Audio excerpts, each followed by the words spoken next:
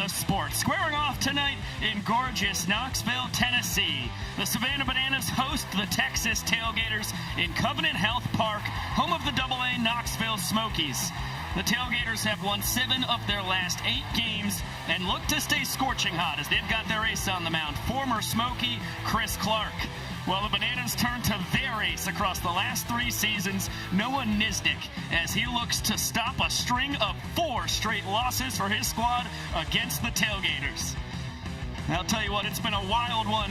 Today here in East Tennessee, we've had pouring rain for most of the day, but as you can see, it has cleared up, and it's looking like we are going to have a heck of a night. Over 6,000 fans on hand. It's about 77 degrees. Here around a half an hour shy of first pitch as we welcome you inside. With the statistical savant of Banana Ball, Josh Chalevsky, I am Biko Scala. Happy Thursday. Thank you so much for spending it with us here in virtual Banana Land. Josh, it doesn't get better than this. The Bananas currently in first place, 14-7, but the Tailgaters, winners of 7 of their last 8, now 12-9, just 2 games back. We've got a heck of a pitching matchup. And look, the Tailgaters with the sweep this weekend wind up tied atop these Banana Ball standings with the Savannah Bananas, and of course, they have won each of their last 4 against the boys in yellow, so they've got a lot of confidence coming into this series, but we have seen all season long the Savannah Bananas far superior when they have played as the home team.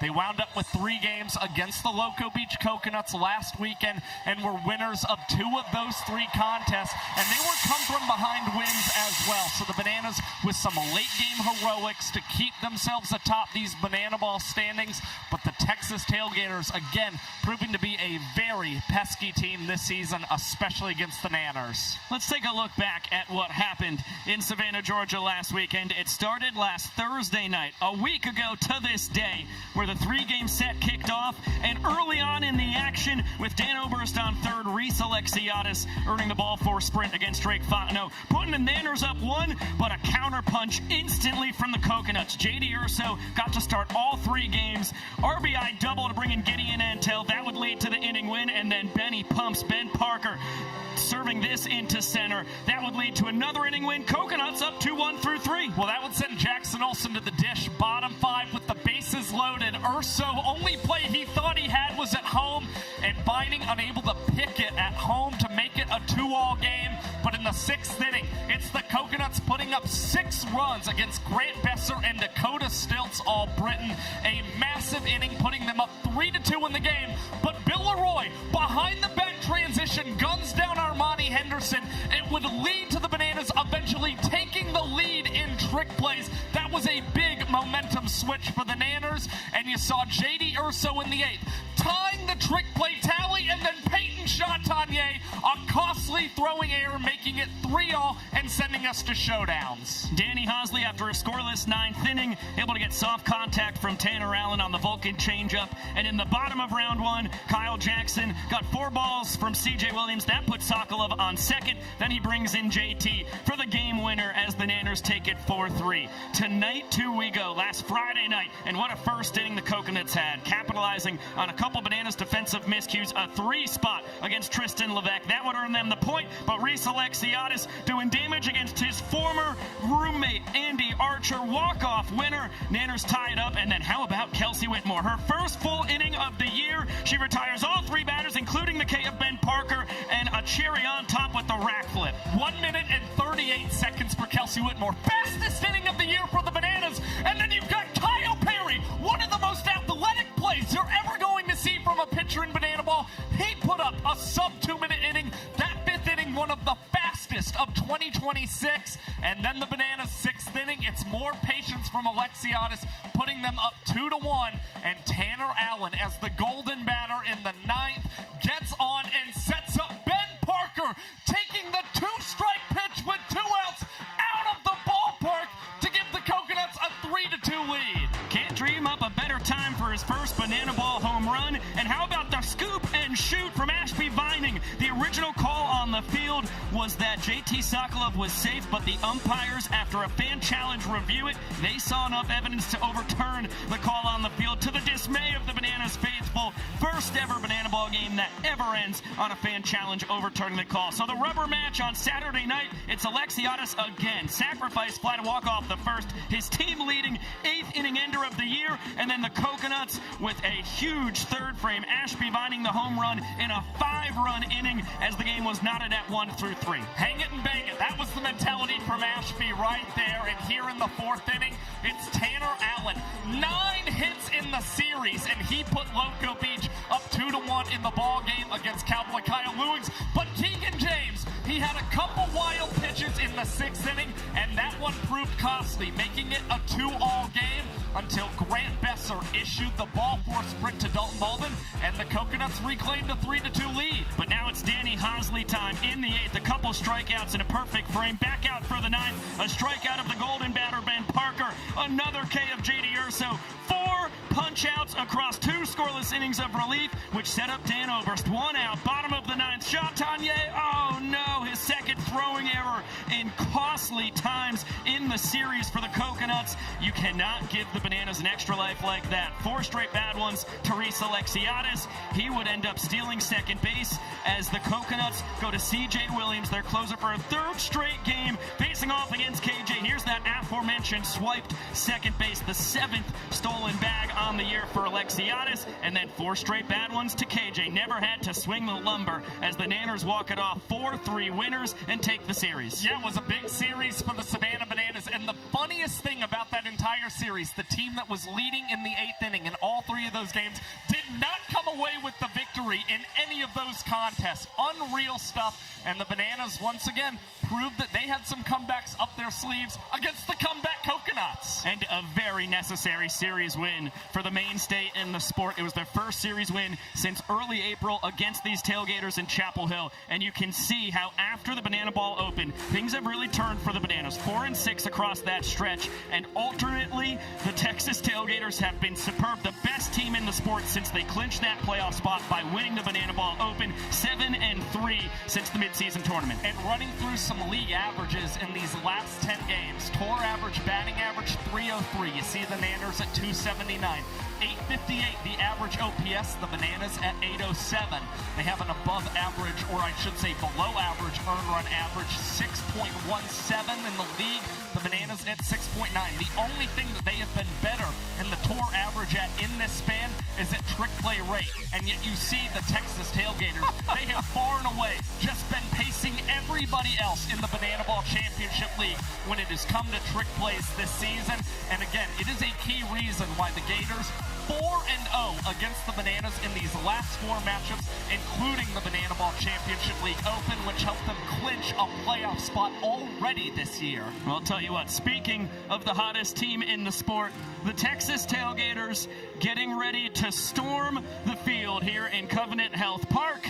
Let's get a look at the squad just 2 games back of the Bananas, trying to track down the #1 team in Banana Ball. Keep the good vibes coming and give it up one more time for our banana baby, Maddie.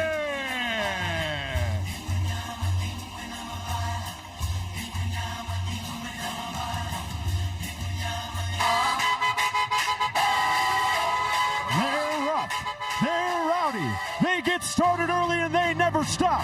They're here to go big and they ain't going home. They are the Texas Tailgaters.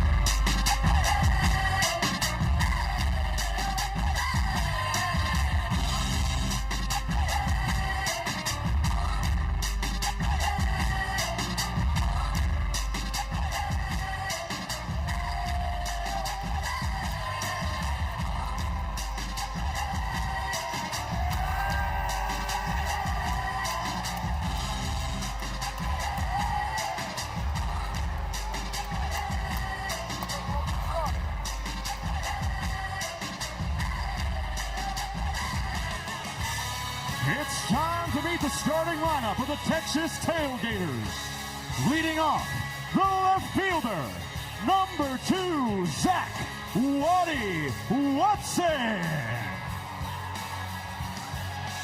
Batting second, the designated hitter, number 9, Nick Leisure Lopez. Batting third, the right fielder, number 27, Kyle Kmart Martin. Batting fourth, the third baseman, number 6, Jordan Barr. Batting fifth, the first baseman, number 85, Taylor Justice.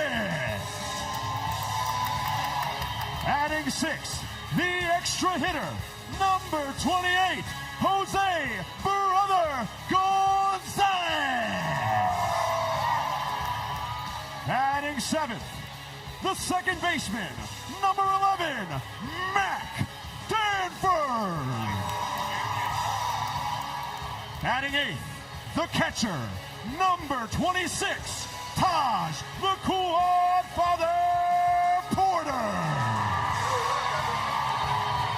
Batting ninth, the center fielder, number 7, Indiana Stanley. Batting 10th, the shortstop, number 5, the Texas Kid, Jordan Hussein. The starting pitcher for the Texas Tailgaters is number 44, Chris Clark. The Tailgaters are managed by Joe Mikulik, assisted by Brandon Penny Pennington and Andrew, father of the tailgate, Bartman.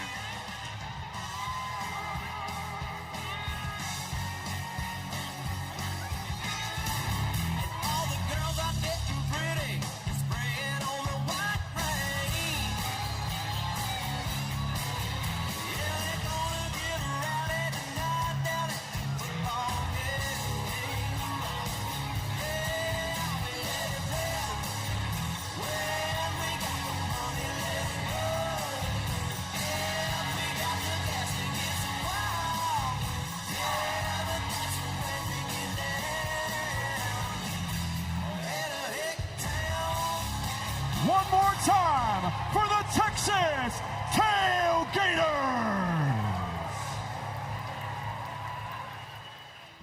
Let's get a gander at what those Texas Tailgaters got up to a weekend ago out in El Paso, Texas, taking on the Firefighters, and what a clash they had. The fireworks getting started early. How about the most prolific slugger in the sport right now, Kyle Martin, the banana ball rookie, his 9th long ball of the year, and the former El Paso Chihuahua, a really special long ball. And he did it in his first at-bat back in his old stomping grounds. Really cool stuff for Kyle Martin, all his teammates involved in that big celebration.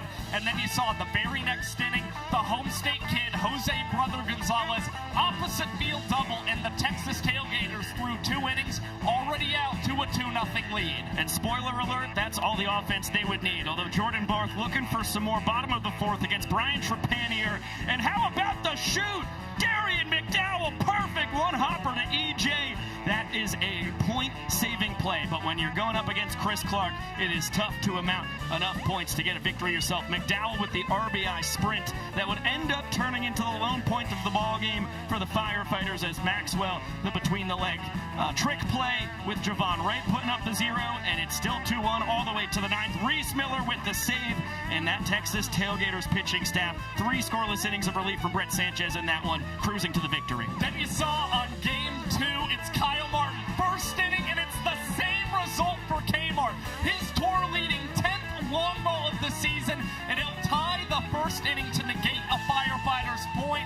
And then you saw at the very next inning, it's Kyle Martin in right field, gunning down south, or Noah Bridges, I should say, at second base. He's showing off the arm in right field. And then you see the Gators, more trickery, this time from Sunshine Looters and Taylor Justice, a double trick play.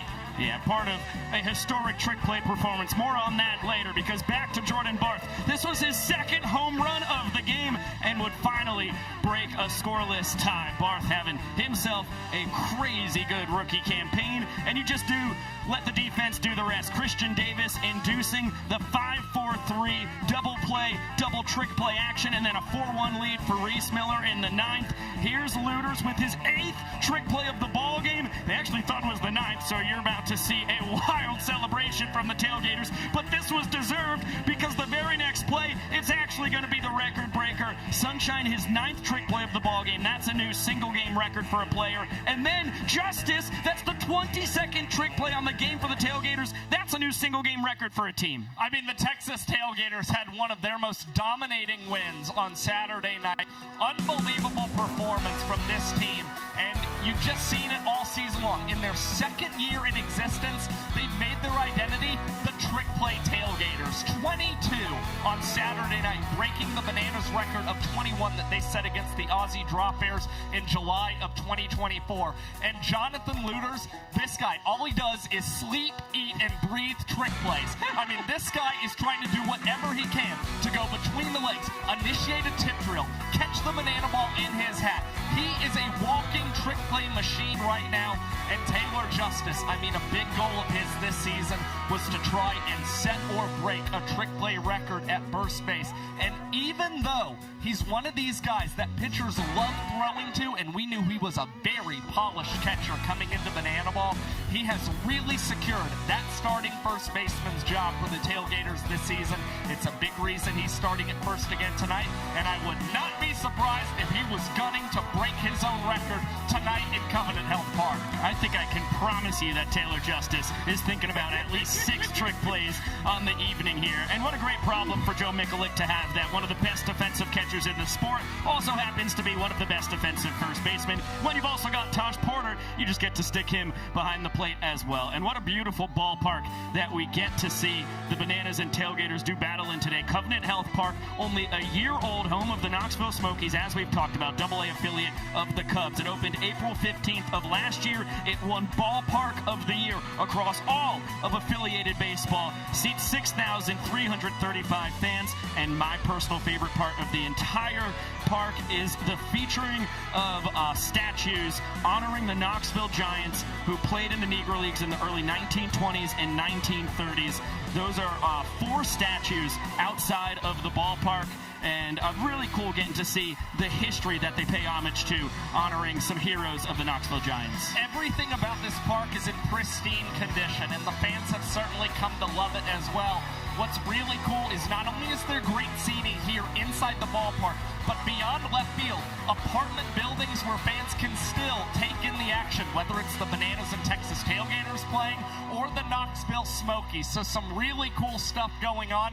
And believe it or not, there's a guy who has some experience pitching in this ballpark. It's Gators pitcher Chris Clark, who Brett Loftus caught up with.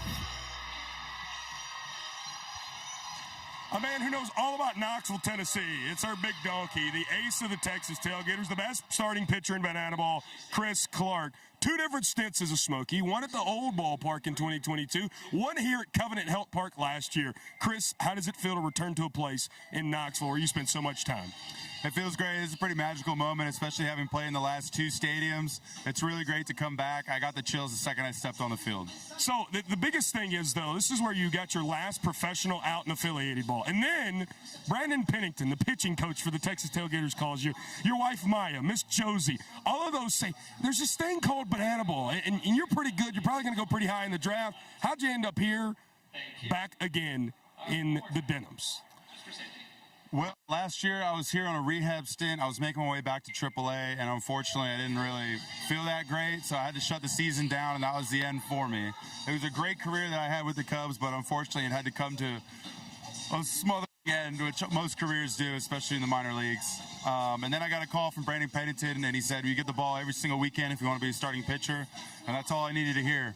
And sure enough, here we are back at the same mound where I left a piece of my shoulder last year. And now he's leaving his pieces all over Fans First Entertainment and Banana Bowl. I mean, a guy who's so fans first, with the cleats, with the mentality, just an all-time human. And now from our big donkey to BTV's big donkey in Sam Bauman. I've always wanted to be called that. Talking about big things, Big Maple here. Ryan Kellogg. Yeah, that guy's not the only smoky show around here. Kellogg coming back here to Knoxville, where you spent a little bit of time here and there bouncing around. Some memories flooding you again? Absolutely. It's fun. We got off the highway yesterday, and I was like, I remember taking this route every night coming home from the ballpark. We played at the old ballpark down in Kodak, but living here in Knoxville and getting to see some of the old sites and walk around campus a little bit, it's been cool. A little bit surreal here, obviously making up to AAA as well, but you traded all away for a life with the Bananas. How do you reflect on that? I mean, I enjoyed my time with the Cubs. They were a great organization. They took really good care of us. But getting to come out here and be with the Bananas, be in yellow, have a great time and impact millions of fans and change these kids' lives has been truly special. Now, you and Chris here are great examples of guys who played their way through the minors, maybe a phone call away from the big leagues. What would your pitch be to maybe some other folks, maybe in this building, to say, Banana Ball, not so bad after all? Not so bad at all. I mean, you're going to come out here and you're playing in front of a sold-out crowd every night. You're going to have the most fun you've ever had on a baseball field. And so when you're ready, we're waiting. I love that. I miss hanging out with Ryan Kellogg. Guys, a couple of Smokies shows. We're going to see them all around Knoxville this weekend. Back to y'all. Thank you very much, SB. Yeah, Kellogg and Clark, like ships in the ocean in the Cubs organization. Missed each other in Knoxville by a year, missed each other in Des Moines by 2 years. But we get to see Chris Clark show his mettle against the Danners tonight. The tour leader with those 40 strikeouts, and then Noah Nisnik, not so bad on the other side. His 3.05 ERA, sixth best in the sport among qualified pitchers. Clark's 1.96, fourth best. Yeah, both of these guys right now top 10 in the Banana Ball Championship League when it comes to earned run average, and both of them stay in the strike zone incredibly well. You see 9 ball, 4 sprints apiece for each of these guys. Now, Chris Clark continues to work quicker and quicker as his Banana Ball career has progressed, and you've also seen a lot of trick plays from the right-hander as well. But as far as Noah Nisnik is concerned, he won his last start against the Party Animals on May 9th. But the thing that he has to look out for tonight is facing the right-handed batters in this Tailgaters lineup. They have hit him pretty hard so far in 2026. Yeah, so Nisnik trying to slay his dragon in 2026, that being this vaulted Texas Tailgaters lineup. And when it comes to Chris Clark, who has dominated just about every team he has faced, the Bananas have actually got a couple runs across him each of the last 2 times they faced him, which, considering it's Chris Clark, is a massive success. Yeah, I mean, only 2 guys in the starting lineup for the Bananas, though, have multiple hits against Chris Clark. It's Kyle Jackson and Reese Alexiadis. The thing that impresses me the most about Clark, despite the 40 strikeouts that you see on your screen, he's a ground ball machine. He still induces a lot of trick plays, and that is clearly why the Tailgaters are far and away the best team when it comes to trick plays in 2026. Clark's tremendous, but Noah Nisnik, on the other hand, over 50% of his outs this season have included trick plays. So I think you're going to see a pretty tight battle tonight, as for the Tailgaters, that Equalizer Point is on the line for them. And the Tailgaters, I would bet, have the best shot in the sport to earn the Equalizer Point against the Savannah Bananas. Speaking of those Nanners, their lineup is about to be announced. Let's pass it over to Sharp.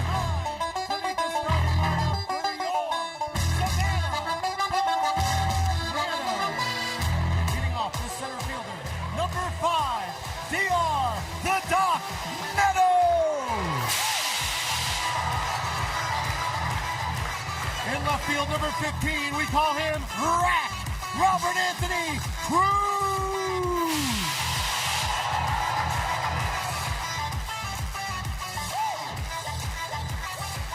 At third base, number 4, Kyle K.J. Jackson.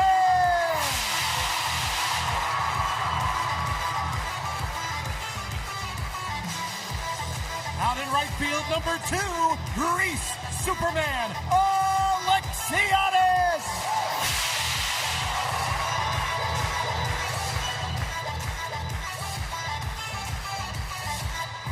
Batting fifth, the DH, number 19, Dan Oberst.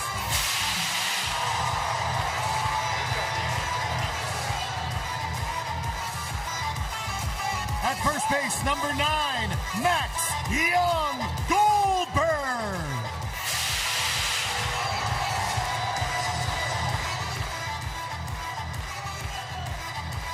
Behind the plate, number 1, the captain, Bill Leroy.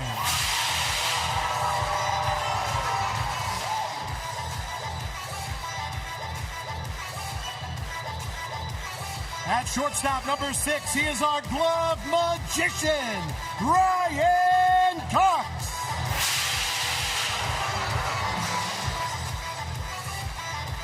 The extra hitter, number 7, Ty Two-Fly Jackson.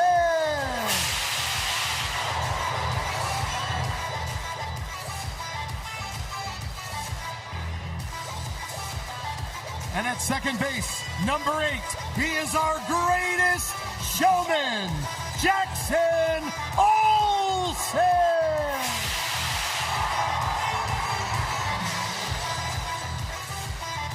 On the mound for your Savannah Bananas tonight, number 88, Noah Nisbet. Your Savannah Bananas are led by Tyler Gillum, assisted by Adam Byron, Ryan Kellogg, Bryce Stober, and the legend, Reggie Horton.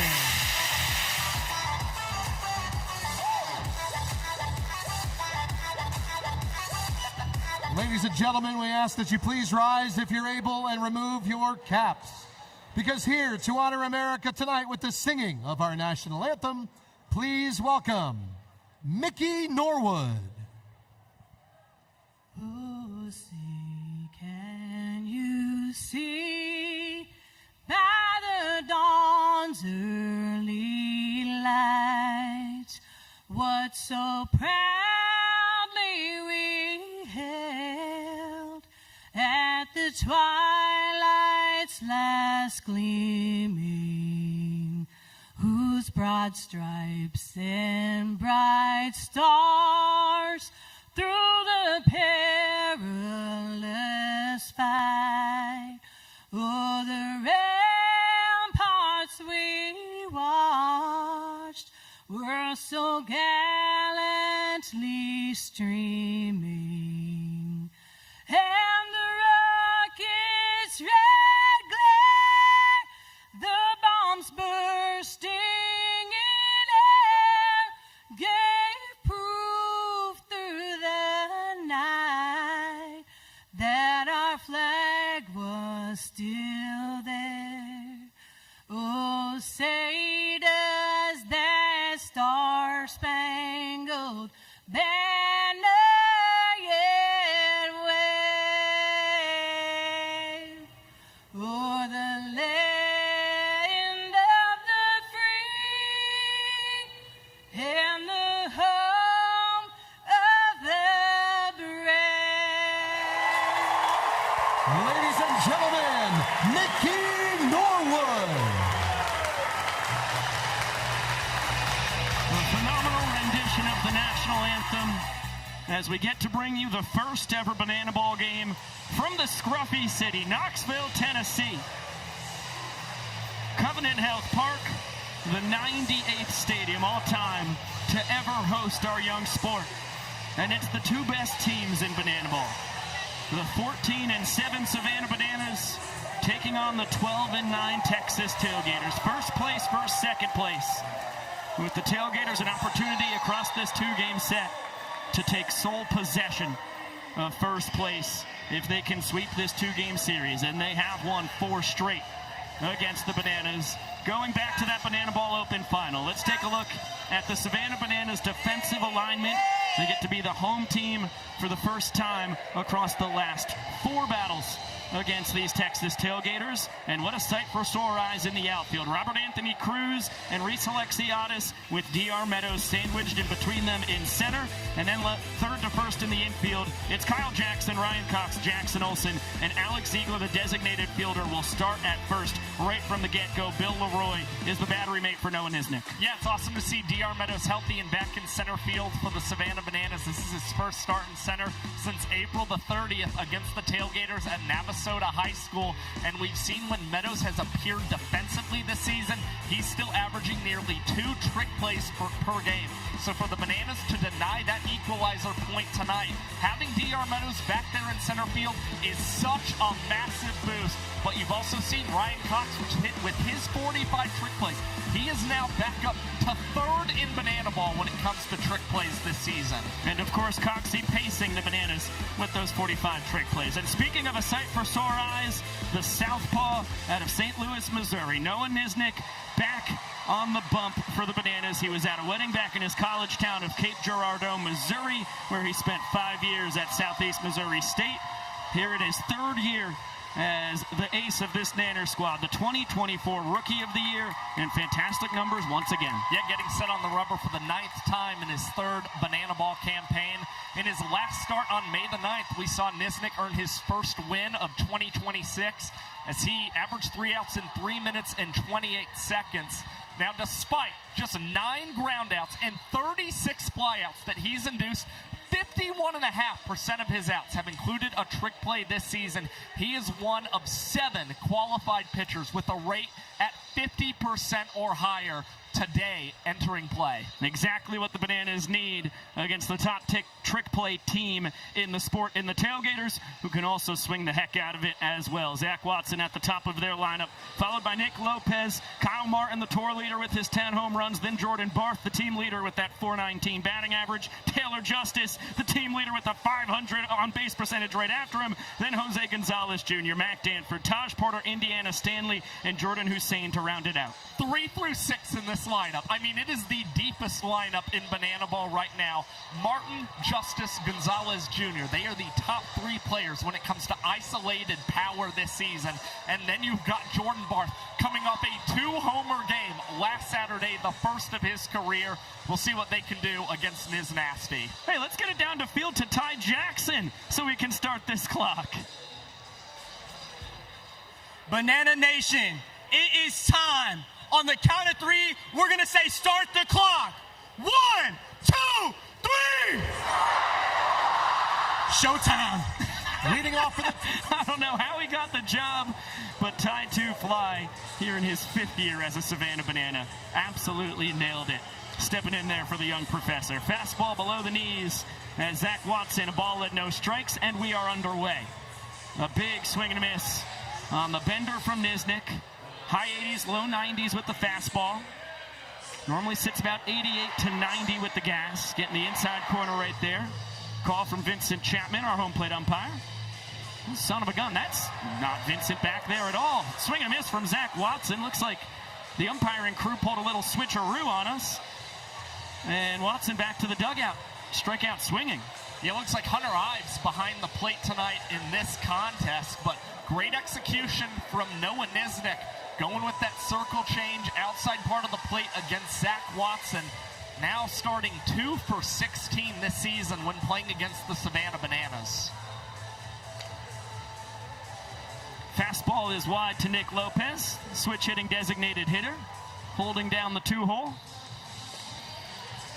The best bat from a year ago. First team All-SEC in his final campaign with the Kentucky Wildcats.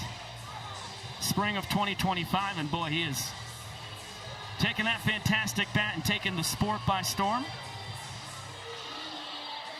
Well, only hitting .265 right now, .366 on base percentage, a guy you expect, when all is said and done, to have a batting average well north of 300 and OBP well north of 400. And he's got very interesting splits. He's a switch hitter for this Tailgaters lineup. He's batting .308 from the left side, but when he's in that right-handed batter's box, just a .125 average, and it is going to dip a little bit lower as the Bananas come away with 2 trick plays to start tonight's contest.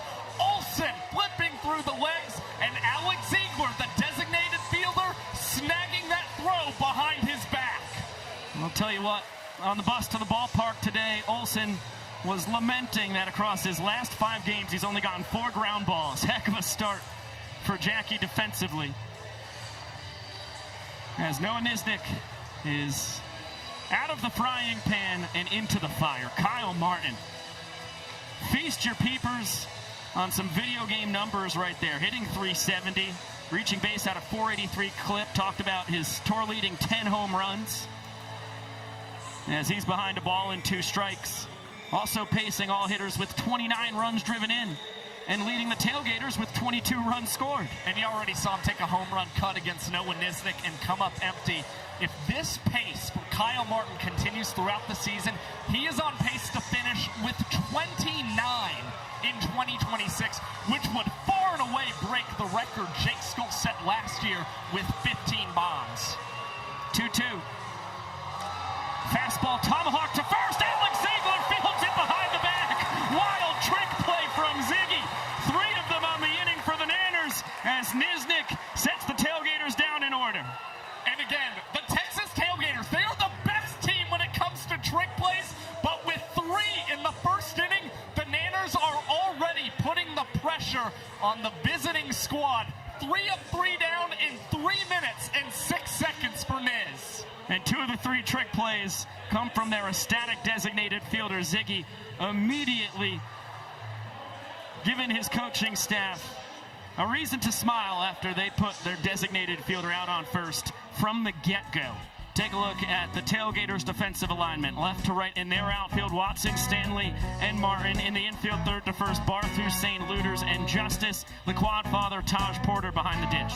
How can you not be looking at Jonathan Looters at second base, leading the pack with 75 trick plays this season, and in his last game set a new single-game record with 9 of them. Everything this guy does is just built to try and maximize trick plays, and he and Jordan Hussein have nearly combined for 50% of the total trick plays this year for the Texas Tailgaters. And how about Chris Clark? No slouch when it comes to trick plays. 5 of them in 6 tries this year for the Banana Ball rookie. The first pick in the draft for the Texas Tailgaters, number 3 overall, the pride of Westlake Village, California, who spent 7 years in the Chicago Cubs minor league system, spent his last 2 years up in AAA, but then 2025 rehabbing, spent his final 4 outings pitching right here in Covenant Health Park for the Knoxville Smokies. And in his Smokies career, he had a 7-5 record, a 4.43 earned run average, and struck out 100 batters in 109 2/3 innings pitched. You also see he's been the first pitcher in 2026 to reach that 40 strikeout plateau. D.R. Meadows at the top of this Banana starting lineup for a 3rd straight game. Then it's Robert Anthony Cruz, Kyle Jackson, and Reese Alexiadis, the cleanup man, followed by Dan Oberst, Max Young-Goldberg, Bill Leroy, Ryan Cox, Ty Jackson, and Jackson Olsen. Well, Max Young-Goldberg is elevated again in this Bananas order. He has been an on-base machine, so they want to see what he can do in the middle of this lineup. And Robert Anthony Cruz just continues to get stronger and stronger with the bat, and he's looking to make it 3 straight years in which he has collected a home run here in the state of Tennessee. Each of the last 2 years doing it in Nashville, 2024 in First Horizon Park, home of the Sounds, AAA affiliate of the Milwaukee Brewers, and last year in the home of the Tennessee Titans.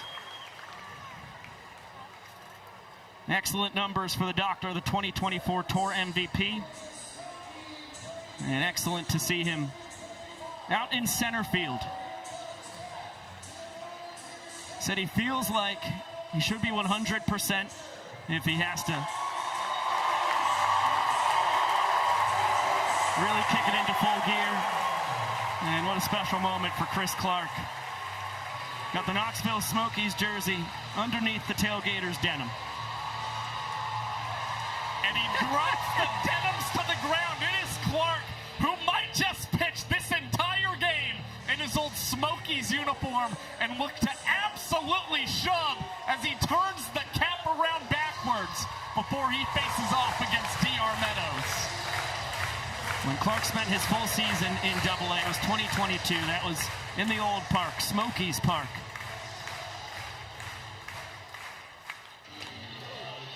But last year, 2 starts, 2 relief appearances here in the only 1-year-old Covenant Health Park. Quick 2-0 count on the doctor. Comes in hitting .348, .423 on base percentage.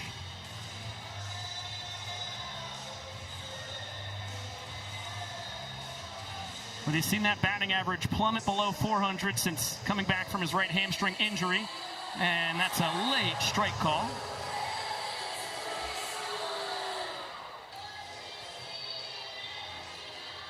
Safe harbor rule in place. When you have 3 balls, you can leave the box without penalties. You can try and get a head start on your ball 4 sprint. And that one is ball 4. Meadows off to the races. Tailgaters need to get it to all 7 fielders behind the pitcher and catcher before the ball is live. Textbook sprint defense, and Meadows respecting the Tailgaters' defensive prowess. Never even thinks about trying to get 2 bases.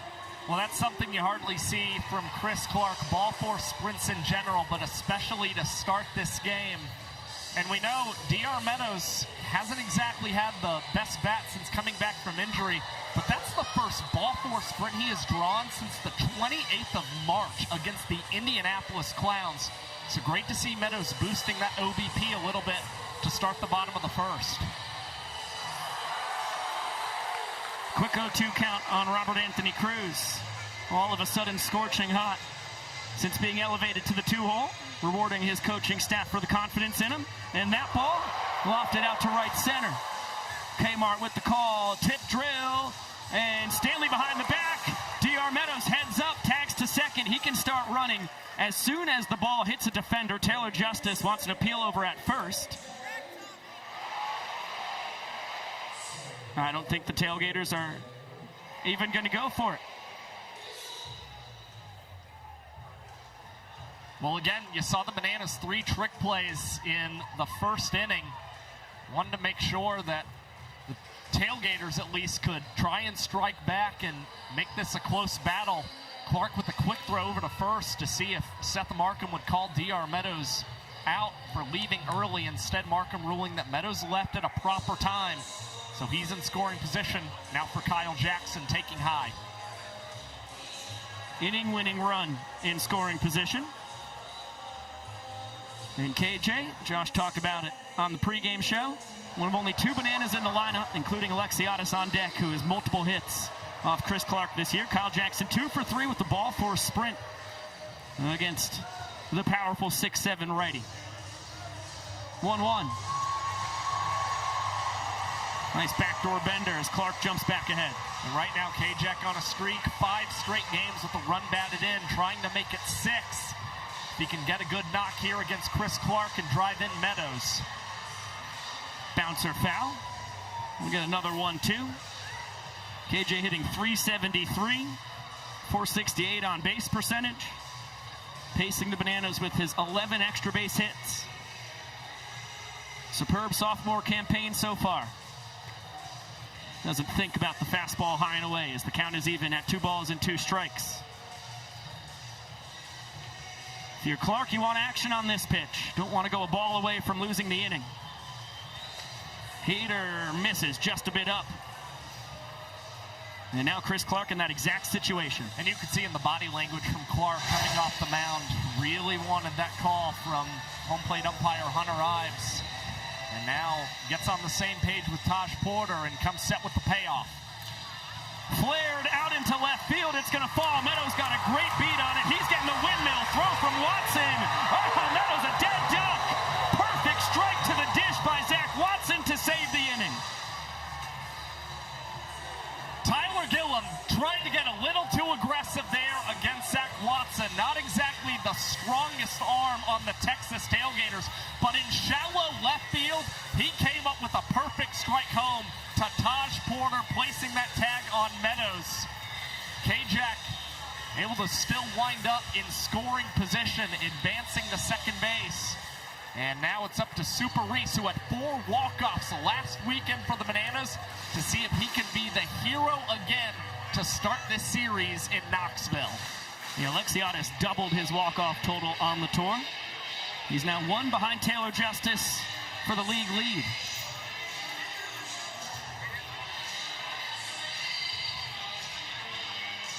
Super Reese, always superb with the stick. as he fouls the fastball straight back to even up the count. Comes in hitting .296, .411 OBP. Saw the OPS north of 900. And leading the Bananas with his 22 runs driven in. Fastball scrapes the bottom of the zone. Clark a strike away from stranding the inning-winning run in scoring position.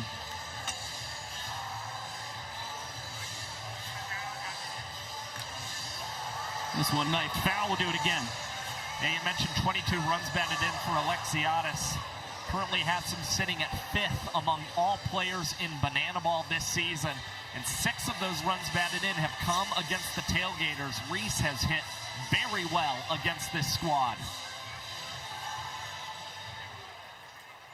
Deuce is wild here in the home half of the first inning. 2 balls and 2 strikes with 2 outs. KJ leading off second. Alexiadis looking to be the early hero for the Bananas. And he never even thinks about hacking at the bender down and away. And once again, Clark a ball away from losing this inning. Payoff pitch. Hot shot to short. Hussein between the legs, over to first. Clark bends but does not break and induces 3 trick plays as the Tailgaters have knotted it up in the trick play department against the Bananas. Another look at Hussein's. We are scoreless through 1. Let's get it on down to Brett Loftus. Have you ever thought to yourself, my best friend is big, green, and loves to absolutely eat? Have you ever thought to yourself that his name is Grub? Have you ever thought to yourself that you may want a Grub jersey? Well, now you can have your own pinstripe Grub jersey. You're not going to get all the rump shaking and the overalls and the greenery that you would get with Mr. Grub, but you will get this beautiful pinstripe jersey. And they don't come in what size do you wear, Grub?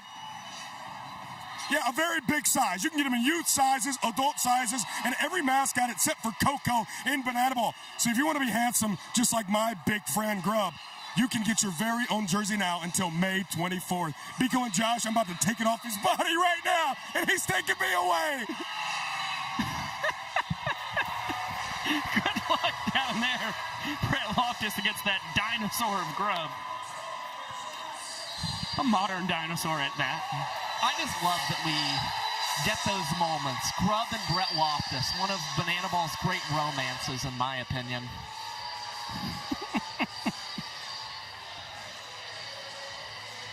Great action in the first inning. Noah Nisnik faced the minimum, and Chris Clark able to escape a sticky situation. Multiple runners on second, representing the inning-winning runs. But still scoreless as Jordan Barth digs in and launches this one. Not caught by the fans. Left field side out of play. Talked about that .419 average you saw pacing the Tailgaters. This is one of the hottest hitters in the sport, coming off a 2-homer game last Saturday night down in El Paso. Yeah, and we saw before the Banana Ball open, Barth was batting just .293. He's been batting .576 since the open, and that's going to climb even higher. A rocket past the glove of Kyle Jackson at third base, and it's Barth collecting the first hit of the evening for the Texas Tailgaters. First base runner for Texas as well, as you get another look. Noble attempt by KJ, never stood a chance at that scorcher. And a check on Barth over at first. Not a big threat to run, but 2 for 2 in his stolen base tries this year, as Justice nearly clips our third base camera with a foul ball.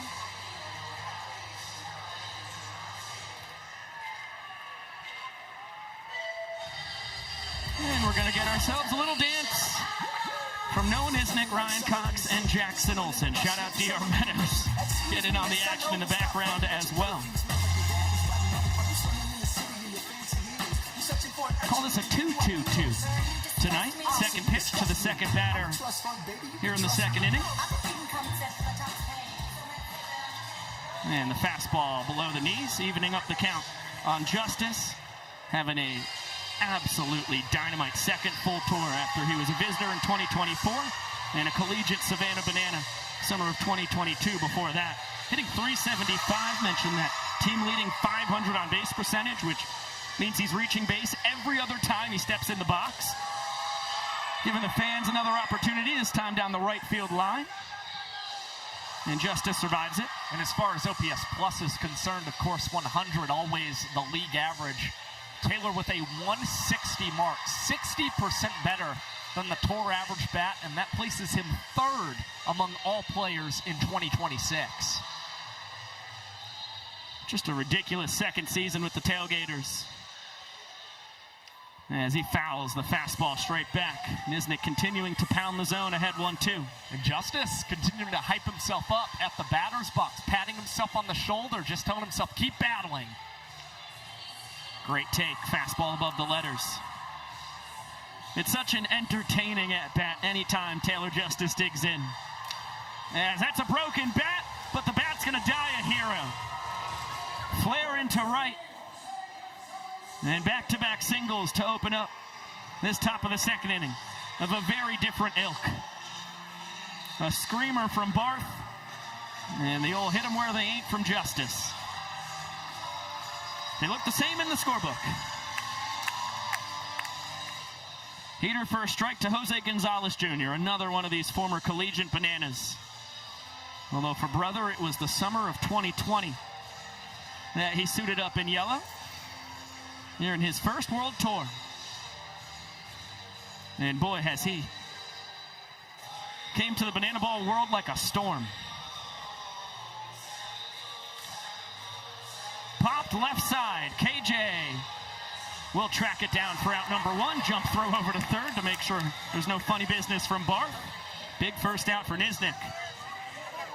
Yeah, just able to induce some soft contact there against brother. Now Jackson had to range over, couldn't camp under that pop-up enough to try and start any kind of tip drill or anything else, instead catching it the standard way.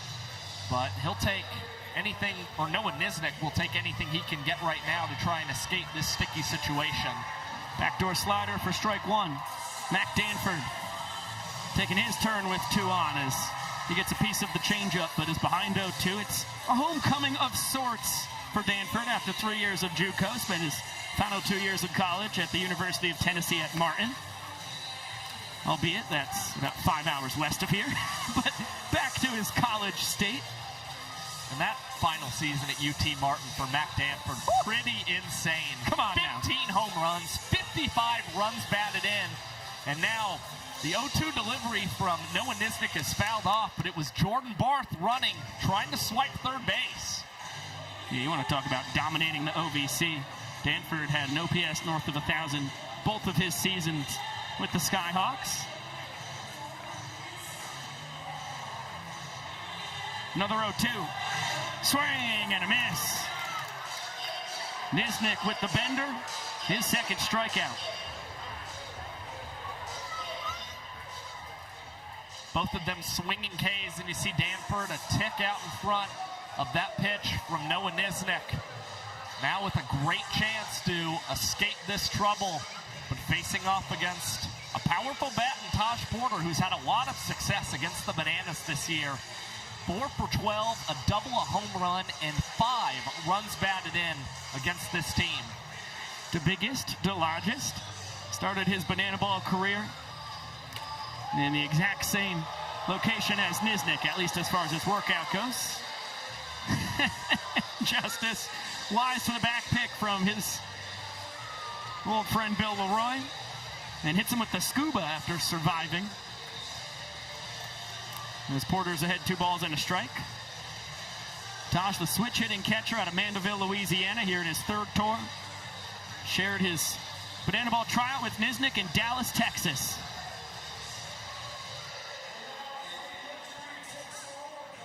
And according to the scribes, had some great battles against Niz that day. They have continued across their 3 years in banana ball together.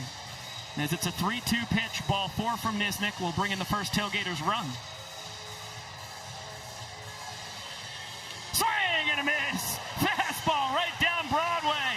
Nisnik with the gas, stranding a pair and keeping the Gators off the board. For Niz to get this 2 2 strikes against Taj Porter. He went to the heater, and Leroy was fist pumping with that pitch. He wanted to continue to see if Porter could catch up to that heater, and it's Niz in a full count, delivering the heater and getting more swing and miss stuff. The Nanners unable to pick up trick plays, but they keep the Gators off the board in the second as you see Niz fired up crossing the lines. A pinch of adversity, but no harm, no foul. As the frame started with back-to-back singles, Barth and Justice stranded on second and first, respectively. And so far, this one, as advertised, Niznik 2 goose eggs put up on the board. Chris Clark, one of his own, as he had a dicey first inning of work as well. And we're all waiting with bated breath to find out what the heck is going to happen as we head to the bottom of the second inning.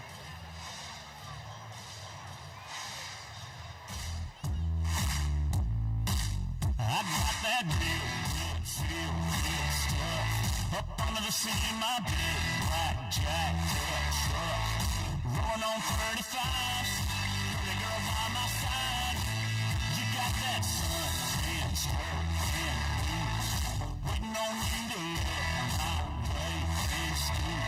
Your little hot self over here. Girl, hand me another beer, yeah. All them other boys wanna line you up and take you downtown. But you look like the kind that likes to take it way down. I've never cornrows roll my roll down the Big River. Get yourself a little catfish dinner. Gonna sound like a winner when I lay you down and love you right. Yeah, that's my kind of night.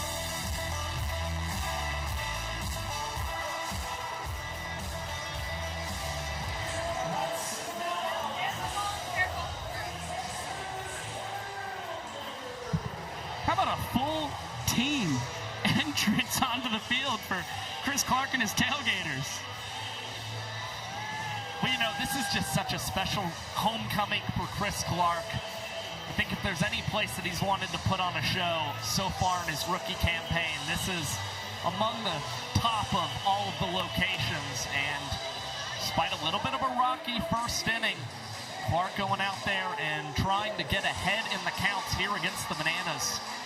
Three ball counts to the first 4 batters.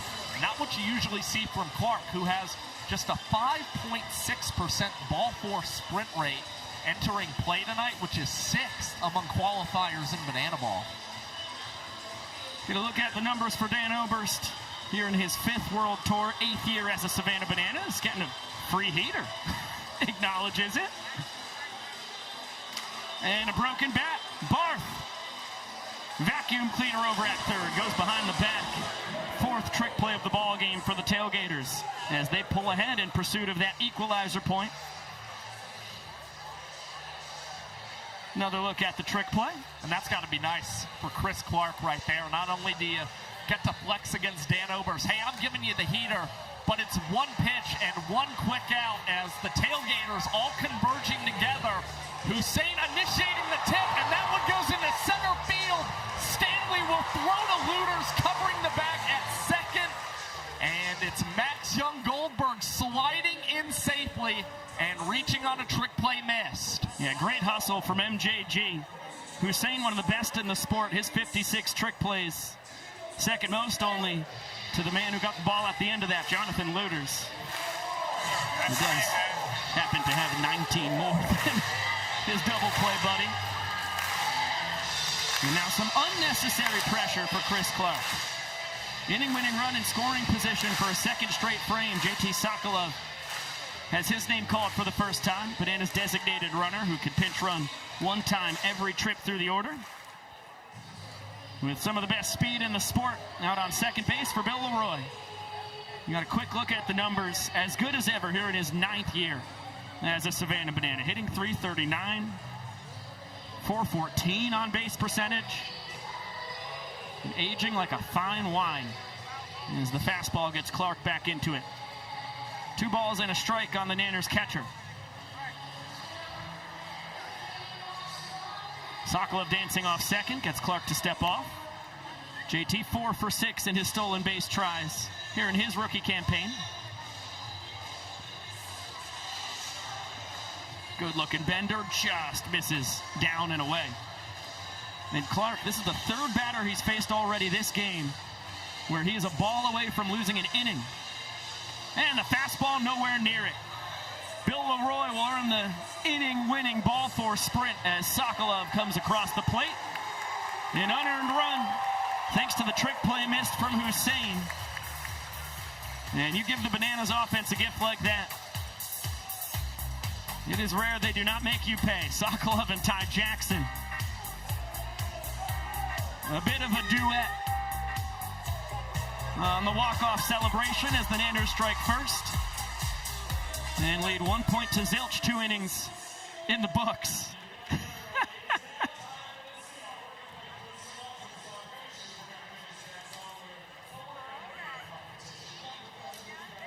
Let's take a look at how the Bananas starting pitching this year was across their first 11 games and how it's been across the last 10, because it is a world of difference across a very similar sample size. I mean, we've talked about the slump that the Bananas have been in across these last 10 games, just a 4-6 record.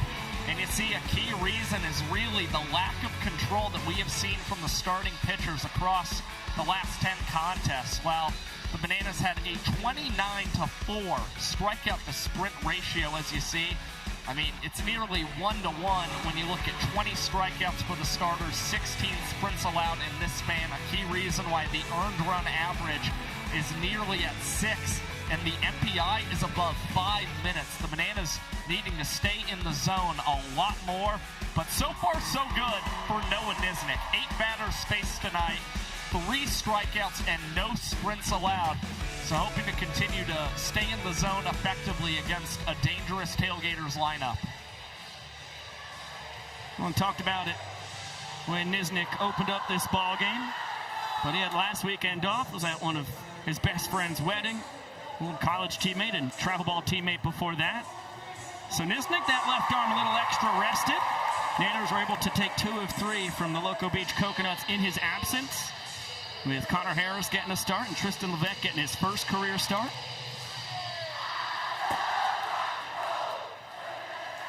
As the Dunkin' Donut batter, Indiana Stanley, if he strikes out, the fans here in Knoxville, Tennessee get donuts courtesy of Dunkin', and he has come up empty on back-to-back benders from Niz Nasty. Indy here in his third world tour was a visitor and party animal in 2024. This is his second season with the Tailgaters. Not fooled on a third straight curveball. I mean, a tremendously offensively talented player.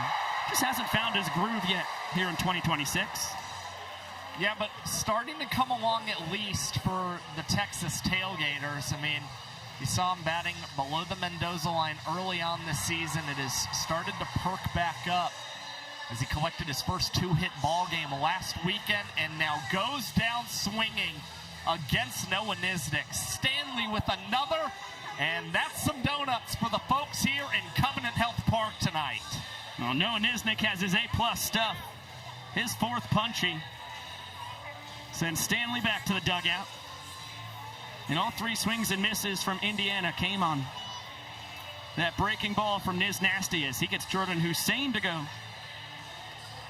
above the zone on a fastball. Now 1-1 on the Houston product. Jordan here in his third tour. Brief teammate of Indy's on the Party Animals of 2024. As this one's sky high, Nisnik is just going to catch it the old-fashioned way, right in the middle of his infield for out number 2. Ziggy, KJ, and Cox all staring in confusion. Now, as fun as that is for Noah Nisnik, and pitchers always, you know, they're very competitive. They want to field their position very well. I think Ryan Cox and Alex Ziegler especially are thinking that's a trick play opportunity that we might have missed out on right there. And a tip from Cox, a behind-the-back catch by Ziegler or Kyle Jackson, puts the Bananas back out in front in this trick play battle. And I'll tell you what, against the other 4 teams in the sport, maybe you say, hey, Niz, get you one, you know? You're our ace. It's fun for you to get to record an out yourself, but when you're against the Texas Tailgaters averaging 12.5 trick plays a game, when Bananas are the next closest at 9.2. Every single ball in play. If you can get a trick play on it, if you can get 2 on it, you got to try and make it happen. The Tailgaters, they're in first. When it comes to trick plays, the Bananas in second. The Tailgaters still have 70 more than the Savannah Bananas coming into play tonight. A whole different ball game as it's a 2-2 count on Zach Watson, Nisnik's first strikeout victim tonight. Just able to get a piece of the changeup.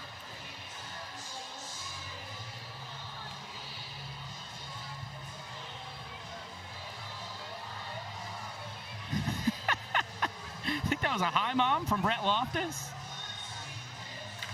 This one scooped out, and it's going to be extra bases for Waddy. Stand-up double for the former LSU standout. Only his second extra base hit of the year.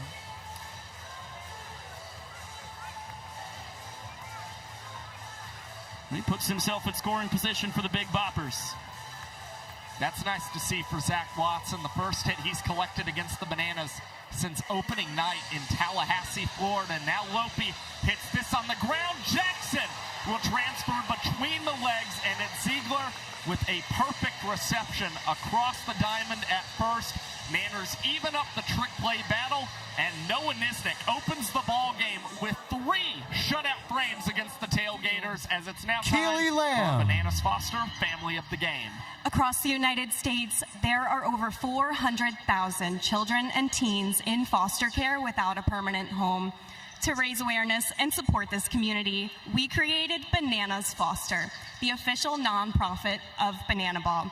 Our organization is dedicated to celebrating those in the foster care community while educating and inspiring others to get involved. Tonight, we are celebrating the Martin family. Laura always knew she wanted a big family, so 20 years ago, she was inspired to make a difference as a single licensed foster mom. During the 9 years that she was licensed, Laura welcomed a total of over 100 children into her home and adopted 22 kids into her family. Fans, please join us in celebrating this amazing woman for making a difference right here in your community.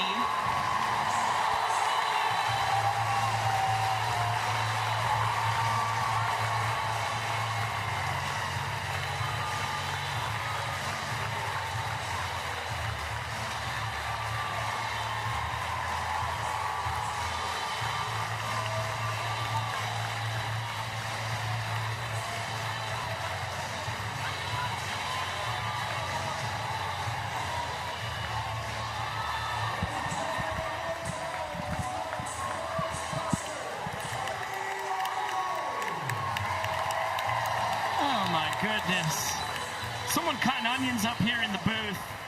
Another massive shout out to Laura Martin. I mean, this is what Bananas Foster is all about, shining a light on the real life superheroes in the foster care community.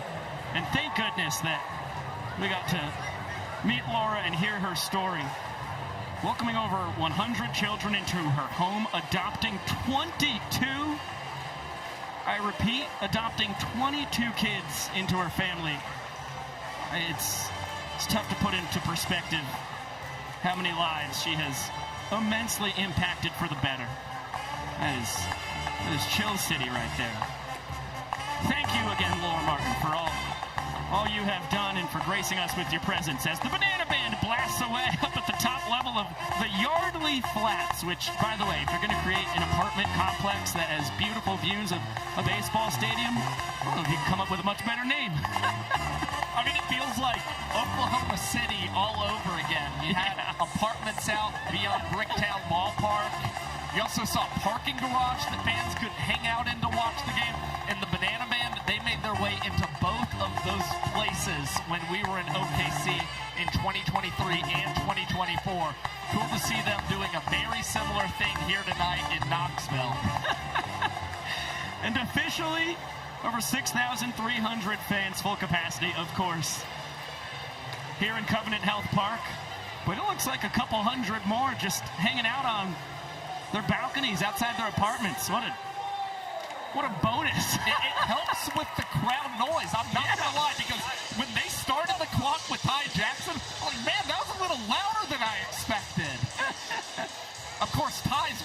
good at just drawing the energy out of you. No doubt.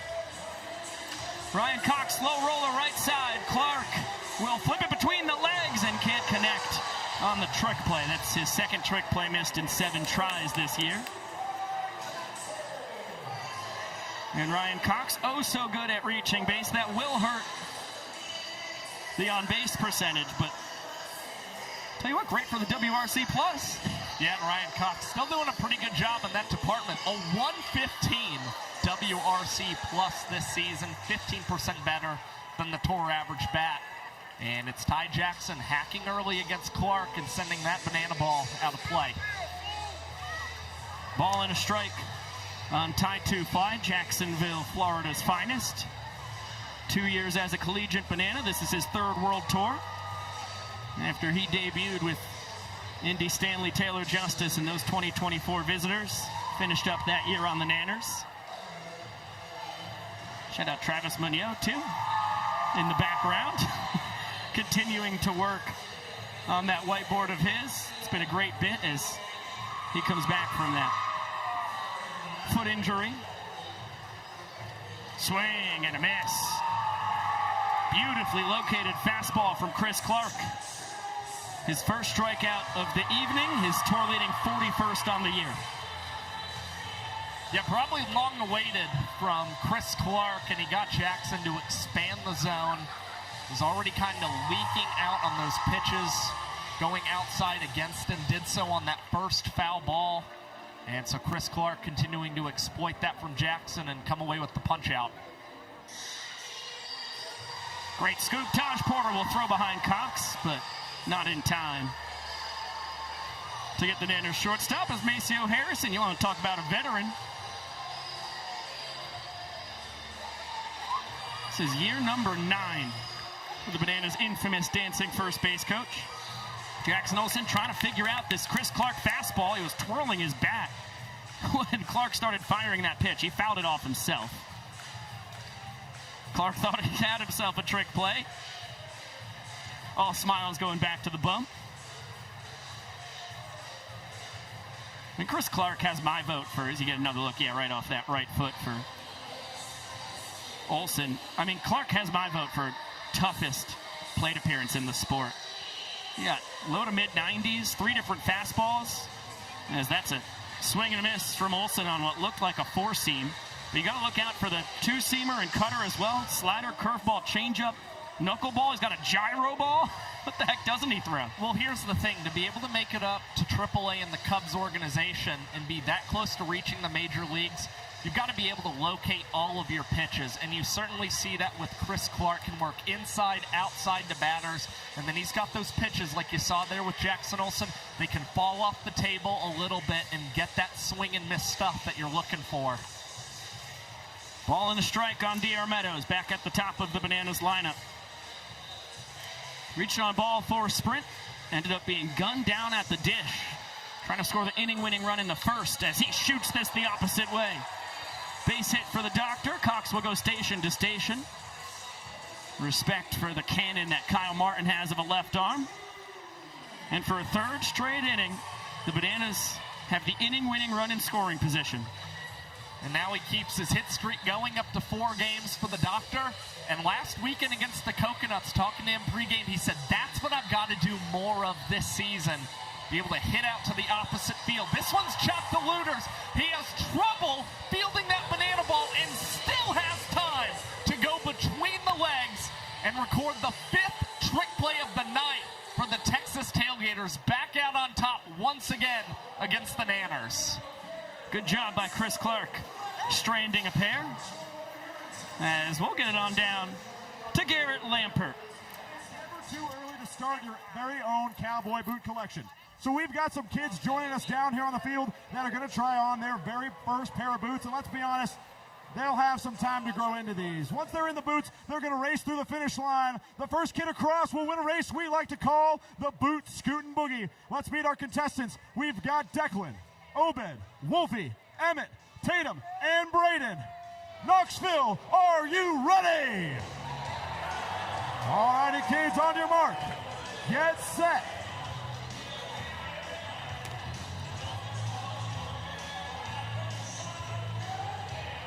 lot of room in those boots. Scoot! Here we go, Braden Tatum and Evan in a dead heat. Evan's taking off. Oh, we got a fall. And Evan is your winner.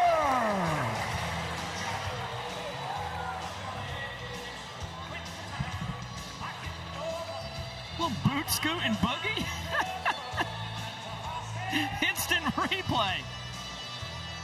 That was really impressive. Pure domination. And the boot's like 3 times too large. I don't see a single frowning face, though. You know, all those youngsters really enjoyed being in the big old boots. Right. Much different than the world's slowest race, where there's usually tears galore. Good to see all the kids happy to be participants in a mid-inning promo. Although, you know, it's boom or bust when it comes to the world's slowest race. Do you think any of those, I'm assuming we supplied the boots. Do you think any of those are old pairs of Tyler Gillam's boots he's worn over the years? I think he's got any possibility. I think he's got the same pair he brought to Savannah in 2018. Golly. I jest. This inning is a mile high off the bat of Kmart.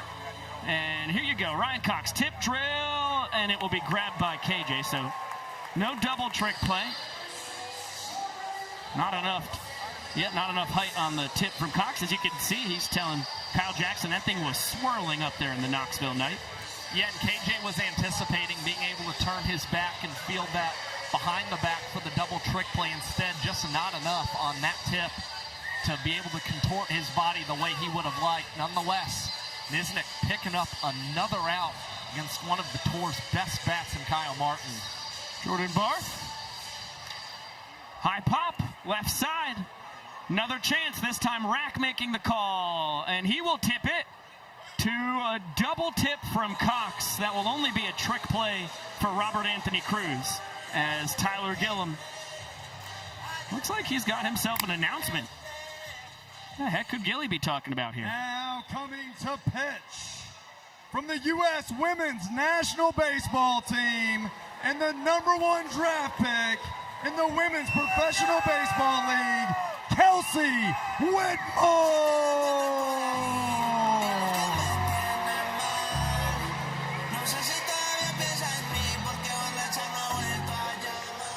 Tough to imagine a better start for Kelsey Whitmore here in her sophomore campaign in Banana Ball. The numbers are absurd.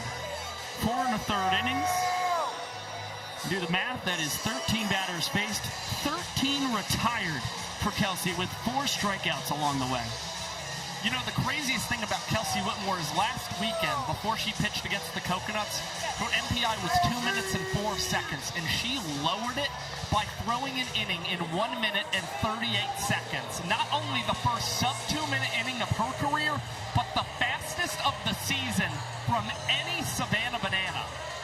And she's also striking out 31% of the batters she's faced. It's going to only take one pitch for Whitmore to close out the 4th. Behind the back, twirl and catch by Super Reese. As it's a 3-trick play frame for the Bananas. Nisnik and Whitmore combining to put another donut on the board.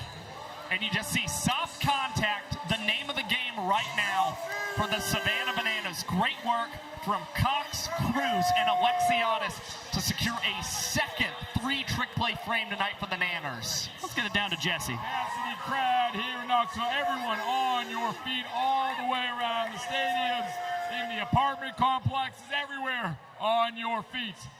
Because we're going to get the biggest hey baby Knoxville has ever seen. So hit those hands up in the air. Hands up in the air and follow along. Here we go. Clap those hands.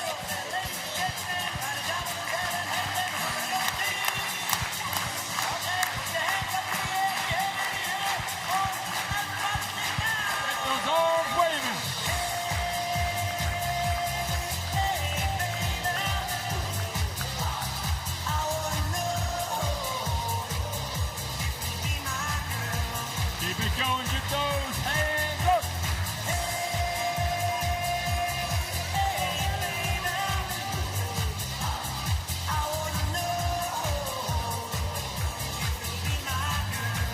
Now keep it clapping as we shuffle. When I saw you walking down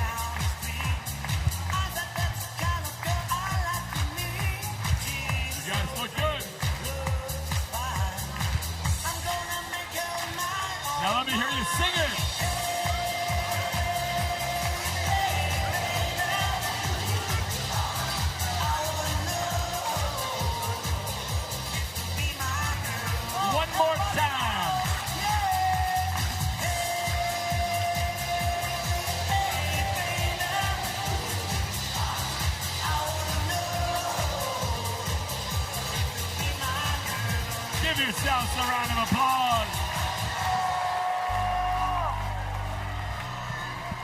Happy birthday to that fan out in the Yardley Flats balcony, hanging out with Christian Davis, Tyler Riggett and company.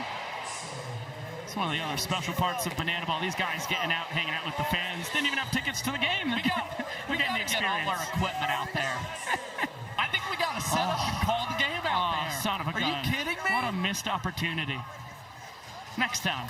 Man, if we, I hope we get the next time. This place is awesome. I want to do that. It's no mistake. I should have done that.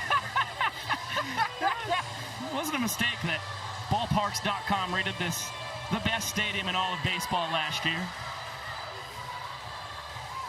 Kyle Jackson continued his small sample size, but great success off Chris Clark his first time. This time, Looters behind the back transfer trick play to take care of KJ.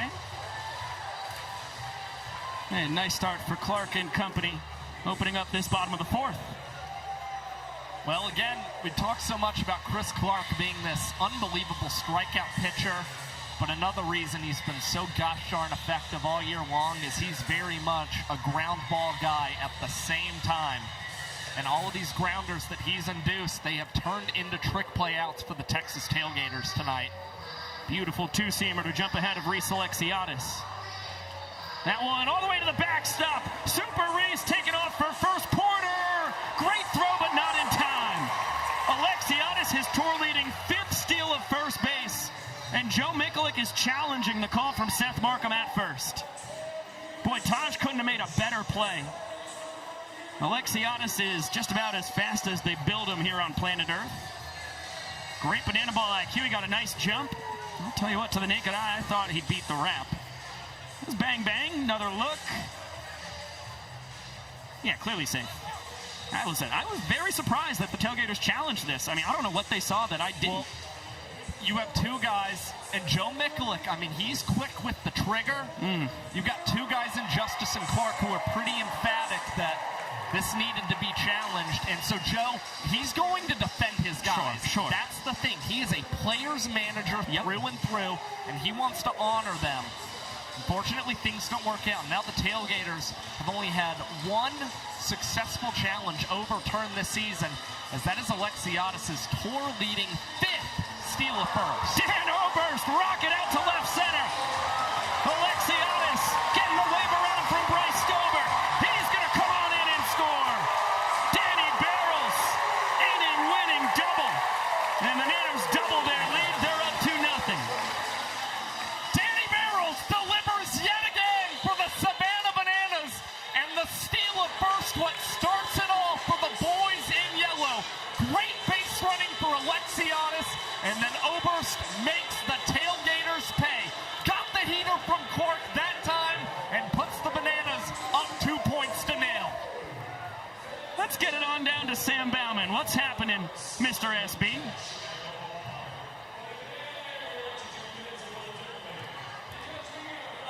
And let me tell you something. Everybody's got KJ. Everybody's got Rack. Everybody's got Jackson. Don't you want something unique? Something that's just you? Like an Austin Drury jersey. Hey, D, sell your jersey to the folks. You know what, folks? Everyone has a great jersey. Mine comes with a nutritious source of calcium and potassium, a.k.a. bananas. Let's go! Doctors cannot verify that. Bryce Grzappi, why do we want number 3 on our back? Why do people want number 3? Well, I'll tell you. Let's go! If you're not scared, you should be. Buy his jersey. Finally, Frankie Mosky, the big knock 9. Who doesn't want this guy? Frankie, why? I mean... Yeah, guys, they want to sell him. They want to sell him so bad, they'll get him right off their back. Split. Split's got a jersey, too. You get Split's jersey? No. Yeah, you get Split's jersey. Guys, just buy their jersey. Support Banana Ball players. Support Banana Ball players. Please. Speak up, Josh. Help. No. Sam, blink twice if you're in trouble. Oh, no. I didn't see any blinks, though, so I think he's fine.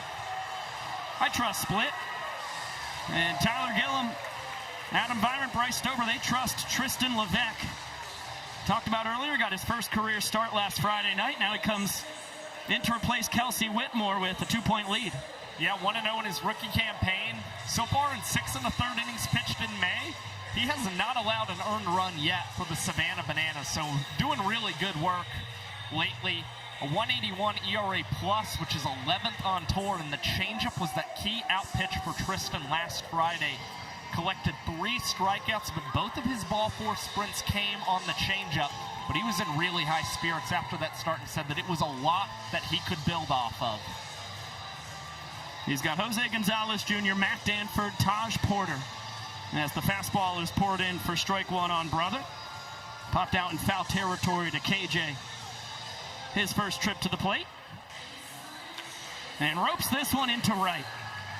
Great piece of hitting to stick with the left-on-left breaking ball. And I'll tell you what, kid out of Spring, Texas, came in hitting .328, .403 on base percentage. Talked about it, top 3 in the sport in isolated power. I mean, what an absolute steal in the 10th round for Joe Mikulik and the Tailgaters, as Danford takes the fastball just a hair low. And we get to see Jacob Pipersick run the bases for the first time tonight, Tailgaters designated runner. 11 for 12 in his stolen base tries, was just caught for the first time last weekend in El Paso. Wasn't even on a pitch. He actually just trying to get too big of a start and ended up gunned down at second by the pitcher.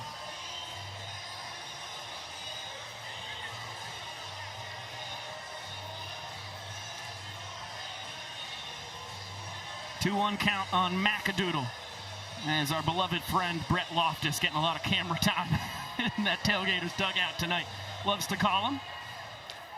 And that's going to be a ball 4 sprint. Pipersick is going to easily go first to third. Danford parks it at first base.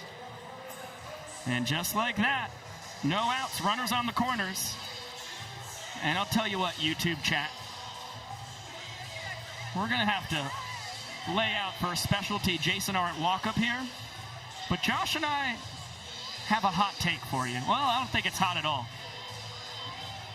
We'll discuss after this.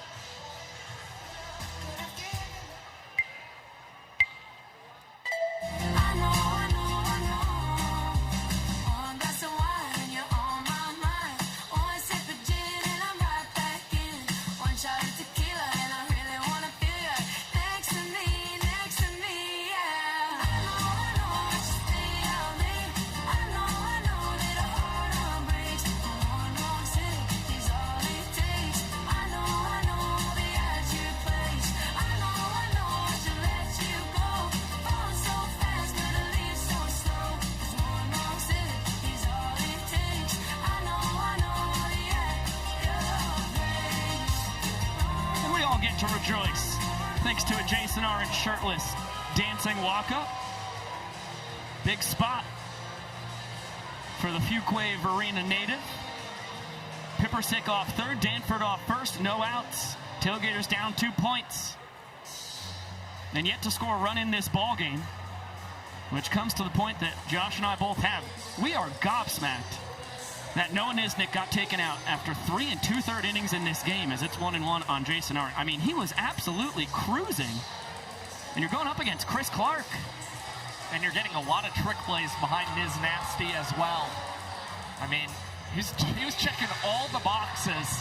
Again, he didn't start last Friday, so I don't know if it's some kind of precautionary measure. Just making sure that his arm, his health is going to be all right. But already you see Levesque has gotten himself in trouble here in the top of the 5th and in a 2-2 count against Arndt. High pop, right side. Leroy and Ziegler heading towards their dugout. And running out of room. No catch from the fans either. Well, I'll tell you what, the crowd here had a massive gasp. There were a lot of folks who wanted to make a play on behalf of Tristan Levesque and the Savannah Bananas.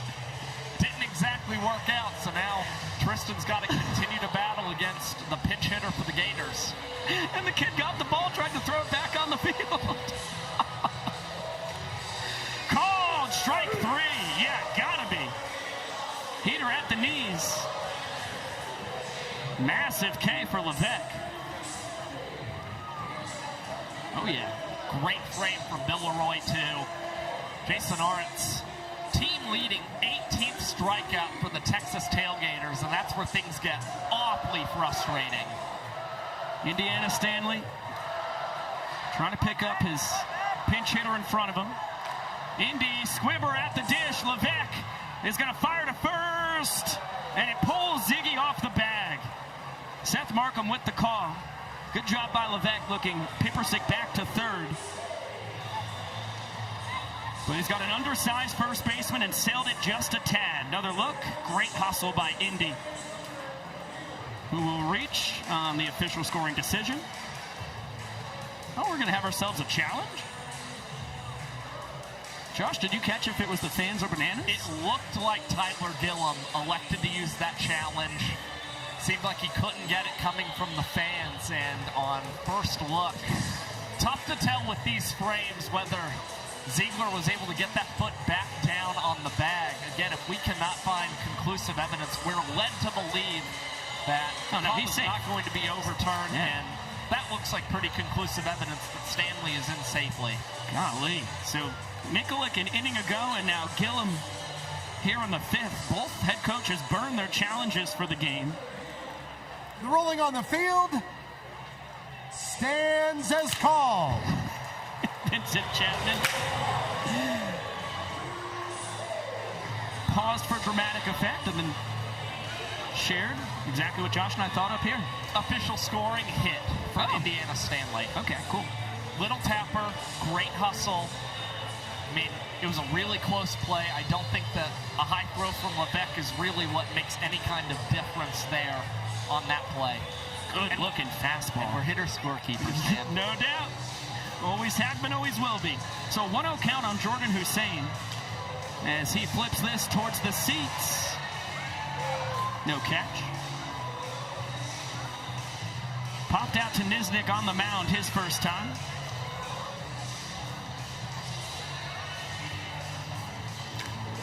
And lofts this shallow right. Alexiadis has one of the best arms in the sport. Pipersick can really fly. Super Reese with the throw. Oh, the money! And it's a double play! Pipersick dead meat! You don't run on Super Reese! Super Reese showing off that super cannon in right field. And all of his Bananas teammates running out there to give him the credit that he rightfully deserves. Second time we've seen the coaches of Banana Ball tonight try and get aggressive on a send from third base, and neither time it has worked out. This time burning the Tailgaters. And man, those Nanners, how excited are they right now? It was Zach Watson in the first, gunning down D.R. Meadows at the dish. Now Alexiadis showing off the chooch to take care of Pipersick at home. And it's been a defensive clinic from the outfielders so far tonight. And you want to talk about defensive clinics? How about Taylor Justice? Here in his third World Tour overall. And he has turned himself into one of the best defensive first basemen in the sport. Excellent baseball and banana ball IQ. Take a look at his 5 trick plays from last Saturday night in El Paso, which ties the record that Jordan Brewer set on the 2nd of this month. And it was a goal for Taylor coming into this tour to get that record-breaking performance on first base. And when Taylor Justice sets his sights on something, son of a gun if he's not going to achieve it. Am I right, Brett Loftus? You're exactly right, Miko. Close personal friend, Taylor Justice, just ripping trick plays. And he's got a microphone on him. Taylor, can you hear me? You got me? I can hear you, baby. I mean, he's all of 5 feet away from me. I hope that he can hear me. Just ripped the trick play right in front of me. He's going to have to protect me here, guys. Bananas have not sent out a first base coach yet. Viro, is it good if I just coach first here? I'm talking to Taylor Justice, who's playing first. Just let me coach first. Viro said it's good if I coach first. Taylor, like Miko and Josh just said, 5 trick plays last Saturday night. I've been had your eyes set on since the start of the year. What was that moment like to get the team clinching trick play, but also to get number 5 for you? Yeah, that was obviously something that this team takes a lot of pride in. This infield is incredible, man. I got to work hard with Looters and with J5 and Barth and everything. So I'm just trying to do my part, man. I came in here honestly thinking that I was going to catch, and I've really taken a liking to playing first base. It's been a lot of fun, and I'm just trying to keep up, man. Help this team win. I'm glad you're keeping your eyes up. It's quite hard down here, Biko and Josh. I don't know if you've ever coached first base before and also tried to simultaneously look at a first baseman. This is hard, ladies and gentlemen. It's really hard. This is very hard. I don't even know. Okay, 3 balls. Okay. Yeah, little housekeeping, guys. Jonathan Hughes, first man out of the pen. That is barrel from MJG Looters. Not able to get him at first. What a recovery, but young Goldberg hustling out the single. Be honest, we don't need a challenge right there, guys. Hey, Eyes right on top of it. Sunshine, snow cone. It's so close. Can we talk to JT Taylor? Just have a good conversation with him. Hey, you want to say I mean, I could even go out there and have a conversation with him. God is good. God is good, man. This is fun. JT, how are you liking your first year here? He says it's been great. I don't know if you can't really hear him, but he says he loves it. He said that he wishes he was in denim, right? You wish you were in denim? No. Oh, he said yeah before he said that. Did you hear him? I thought I heard him. I don't know. But you're having fun, right? This is good? It's unbelievable. He said it's unbelievable. Me too. I'm honestly having a blast. This is great. No, sir. Nothing. You're good. Sneaky little rascal. Kind of tweaking out right here, guys. I don't know what's going on. I'm kind of getting... I feel like I'm in a wash machine. Runner! He's actually going now! Taj has got him. Watch this. See ya. Oh! When are they going to learn? Taylor! You're a runner that Texas-sized cannon! Oh, no. Oh. Hey, good hustle, baby. Good hustle, man. Josh, how many times this year is it did Taj Porter's caught him running? I don't know. Too many. I don't know what's happening. Well, it's the first time that Taj has caught Sokolov, but he's been as good as anybody catching runners this year. Is he the best? I feel like he's thrown up more than anybody. Come on. A ball four spray here for Bill. Josh will get you the numbers. Nah, don't worry about it if you don't. Bill has thrown out 12 guys. Taj has thrown out 11, but he has a higher caught stealing rate. You've thrown than out Bill 12 Leroy. guys, and Taj has thrown out 11. So you're still in the lead, Bill. I know that's a huge thing for you. But Taj does have a higher rate, TJ. Oh, Taj has a higher rate, so he's better. That's what Biko said. He said get better. Hey, do you want to say anything? I'm mic'd up right now. Come here. Don't get a lead. Come here and talk. Bill, you're not fooling me. JT, sure, you are not fooling me. Waddy? What a tornado catch! Holy. That's a great play from Waddy. Waddy's How about that? Assist and then the tornado, Taylor. Same ball game. Waddy's kind of having himself a day. This is awesome to see. I'm super pumped for that guy. Brett, I believe you call that a Texas tornado? A Texas tornado, yeah. I'm going to be honest with you guys. Guys have been talking over in the dugout about ripping trick plays, the aggressiveness from this squad, including this guy we got mic'd up here right now. They don't care what the situation is, they're going to rip them. Ground ball, should I rip it? Taylor, I need one from you right here if we don't get a Paul Che from Jonathan Hughes. I need air right now. You ready? Watch this. Come on. I didn't even know you're ever thinking about if you're going to rip it or not. I thought you just rip it. Well, sometimes Mick gets like, you know, he starts freaking out. Oh, here it is. Ready? Watch this. Oh, Hussein! Wow. That was a really good play. Yeah, that was a killer play just to get another ground ball. Make it a play. Obviously, Ty Jackson. I don't want to scare my head coach. Sometimes he gets a little. And I miss. I'm not on a 100% clip, but I like not being scared. It's the best. I love the culture of this. You know, we are told, hey, rip it, and if you miss it, get it the next time.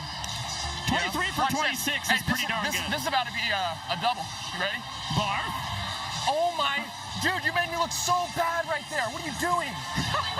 Taylor Justice, it's okay. Oh, it's okay. We got scoreless out of the inning. I love you so much. And I can't wait to see you in about 5 seconds when I get my helmet on. Okay, you're going to go hit, and it's going to be great. Biko and Josh, this is wonderful. I never want to coach first ever again. I thought you were wonderful, Brett. And man, you look good from this angle, too. You look a lot better from this angle. There's such a light. I can't even see you right now. You know who looks even better? The Banana Nice. Yeah. Let me tell you. Talk about a toss, Brett.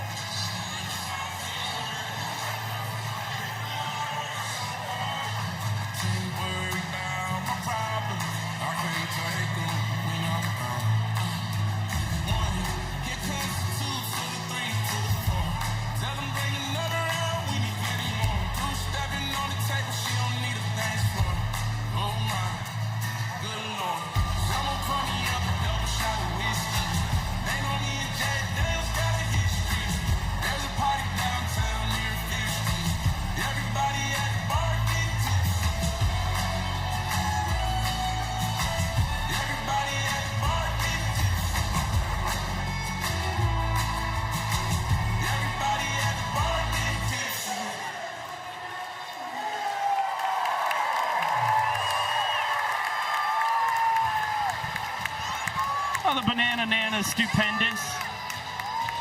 We thank them from the bottom of our hearts for hopping on the bus and taking the 6-hour or so journey from Savannah, Georgia, all the way up here to the Marble City, Knoxville, Tennessee.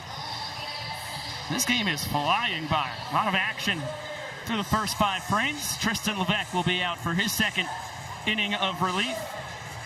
Gave up a single and a sprint, had runners on the corners with no outs.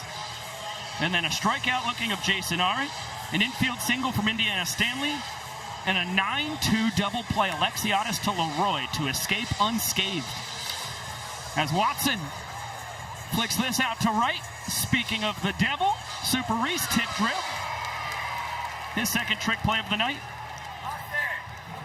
Yeah, Reese Alexiadis, I mean, he's just doing everything tonight for the Savannah Bananas. You've seen 2 trick plays, gunned down Jacob Pippersick at home, a steal of first base so far, and putting the Bananas back out in front when it comes to the trick play tally here tonight. 8 for the Nanners, 7 for the Tailgaters. Nick Lopez ahead 2 balls at no strikes. 2 ground outs, 1 to second, 1 to third, into a combined 3 trick plays. As the bender gets the top of the outside corner.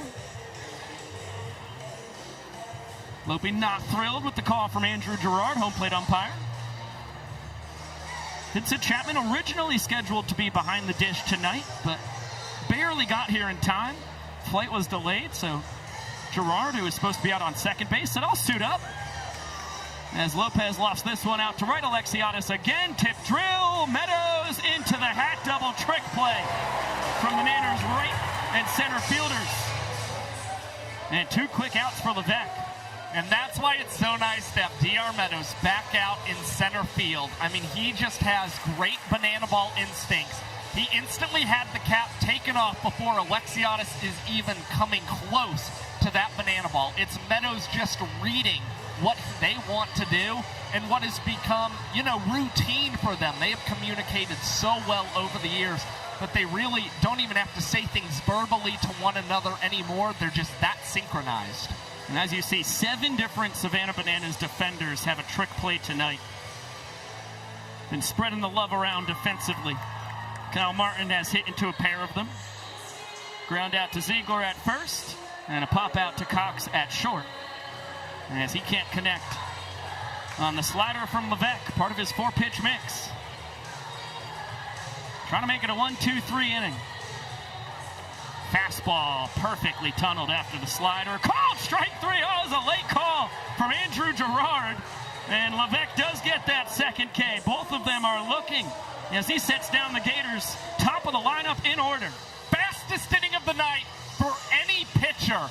Levesque and Leroy catching that outside corner, and it caps off a 2-minute and 18-second inning from the banana ball rookie. Yeah, Kyle Martin not thrilled with the call. I think he has a reason to be. So look, the ball off the plate or 2. Great frame by Bill. And a great inning from Levesque. We're going to have something special here to kick off the bottom of the 6th inning.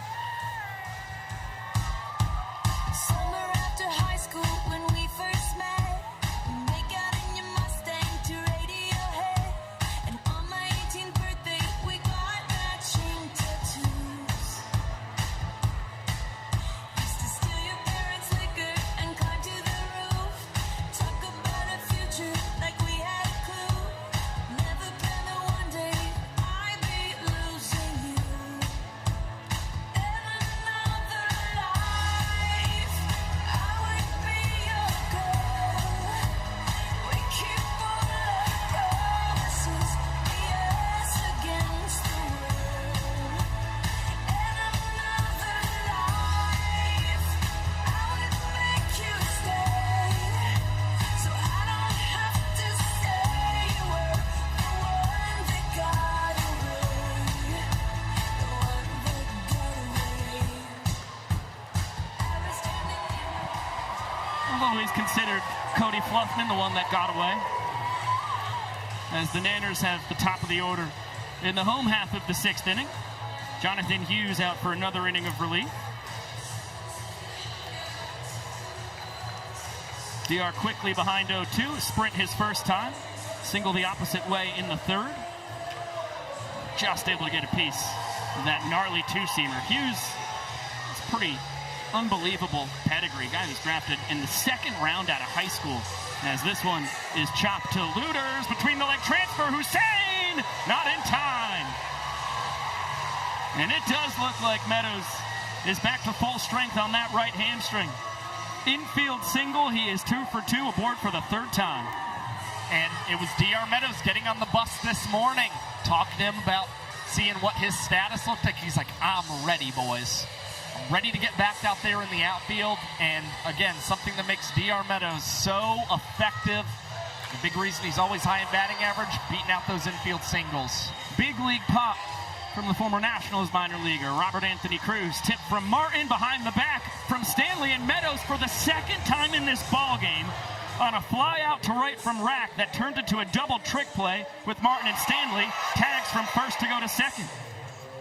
So the Tailgaters are sacrificing 90 feet for 2 trick plays. If they have more trick plays than the Bananas going into the final inning, they claim a point that the Nanners cannot access as the home team. That's the equalizer point, of course. But, I mean, you're putting great speed into scoring position for Kyle Jackson, and the Bananas team leader in walk-offs on deck, Reese Alexiadis. When DR was on second back in the first inning, KJ came through in the clutch, single to left, but Watson was able to gun down Meadows at the dish.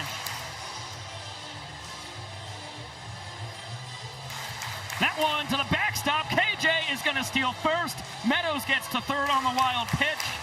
And now the inning-winning run 90 feet away. And you just have to question, in pursuit of the equalizer point, which you're not guaranteed to get, you're now giving the Bananas a much easier chance at claiming the point here in the 6th inning. Infield in for the Tailgaters. Alexiadis ahead 1-0, throw behind KJ, he's back safely. I mean, it's definitely harder to pitch as the visiting team in banana ball.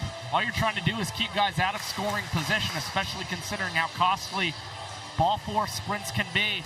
And Alexiadis, he's been so good with guys in scoring position all year. A 400 average, 5 ball 4 sprints. And now Jackson moves up 90 feet. 2 guys in scoring position for Super Reese. Big hack at the fastball. Fouled straight back. Alexiadis, a ground out his first time. He stole first. Back in the 4th inning, came around to score the inning-winning run. Bouncer into left field. Alexiadis, his 9th walk-off of the year, ties him with Taylor Justice for the tour lead. And the Bananas, a commanding 3-0 lead through 6 innings. And he has now recorded at least 1 run batted in all but 1 series for the Savannah Bananas this season. Super Reese, fantastic tonight for the Bananas in the field and in the cleanup hole. Let's get it on down to Sam Bauman. I believe he's got Cody Fluffman. No, I don't have Cody Fluffman. I have the new heartthrob of the Savannah Bananas. Catching our breath. You're the man, Meadows. You're the man. You're the man. I love you, Meadows. You know, I just had to perform so my boy Meadows could get a hit. I wouldn't call myself the heartthrob, but baby daddy, Fluffman is one handsome fella. Talk about breaking the dad ceiling. Great job. The dad ceiling. First ever full sprint Manana walk-up.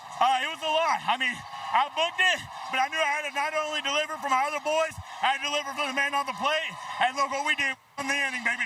Look at the other dad bods. Come on here, guys. Hey, there were some rumors. I heard Coach Gillum. He said, we got to get this guy. Any truth to the fact that you might leave the Bananas for the Bananas? Hey, look, all I'll say is if they give me an at-bat, they got 3 swings to get me out because baby's going yard. That's what I'm talking about. That's what I'm talking about. They're not letting him go. He's an athlete. He's a heartthrob. He's a Manana.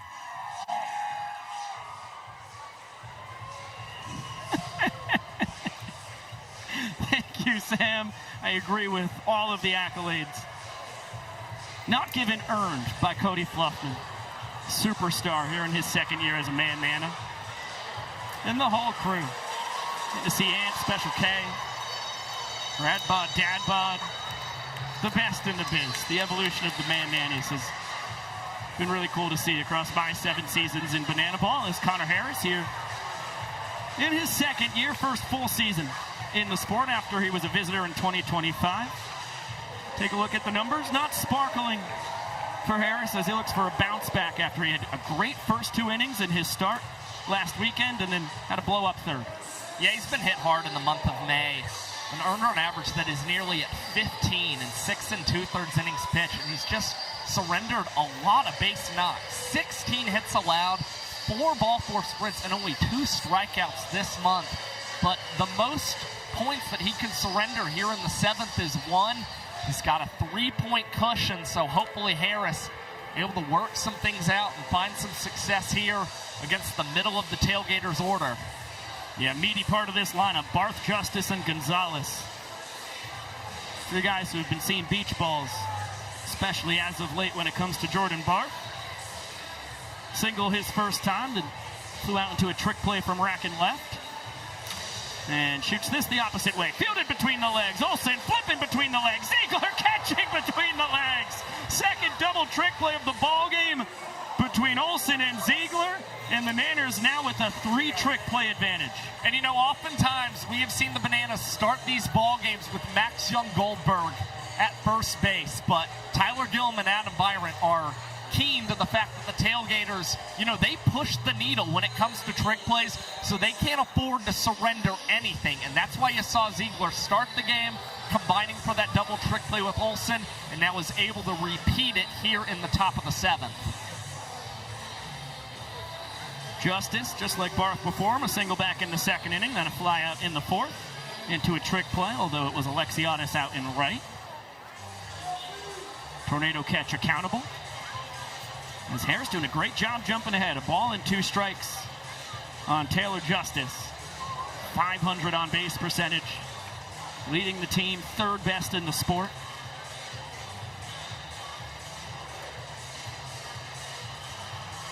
Doesn't go after the high heat. Count even at 2-2. It's fastball, knuckle curve, kick change from Harris. Sticks with the heat. That one just below the knees. Count is full. Nonetheless, Bill Leroy, he loved that pitch from Connor Harris, sticking up the glove emphatically and saying, keep it up there, big dog. Payoff. Swing and a miss. Sticks with the fastball, nearly the same spot. And there goes those funky big old legs from the 6'8" righty. The world's tallest pitcher, Dakota Stilts Albritton. Oh gosh, sometimes broadcasting this sport, it just writes itself. You want to talk about funky big old legs? None are funkier nor larger than the legend Dakota Stilts Albritton here in his 6th World Tour. Part of that original One City World Tour to Mobile, Alabama. His rookie season all the way back in 2021. And trying to put a bow on a scoreless 7th inning, collabing here with Connor Harris. And he pitched in all 3 games last weekend against the Loco Beach Coconuts. Stilts hit around a little bit, but so far he's had pretty good numbers against the Texas Tailgaters. Facing off against a very powerful bat in Jose Brother Gonzalez, who is yet to face Stilts in the regular season. Jose, one of the only guys in the sport who played a banana ball game before Albritton. Brother back on June 26, 2020, played in the first banana ball game ever in front of fans. Green versus yellow bananas. And then played again on August 14th. First ever game of the Party Animals in banana ball history. 4-1 Bananas victory. A 3-1 here to Gonzalez. Yanked foul.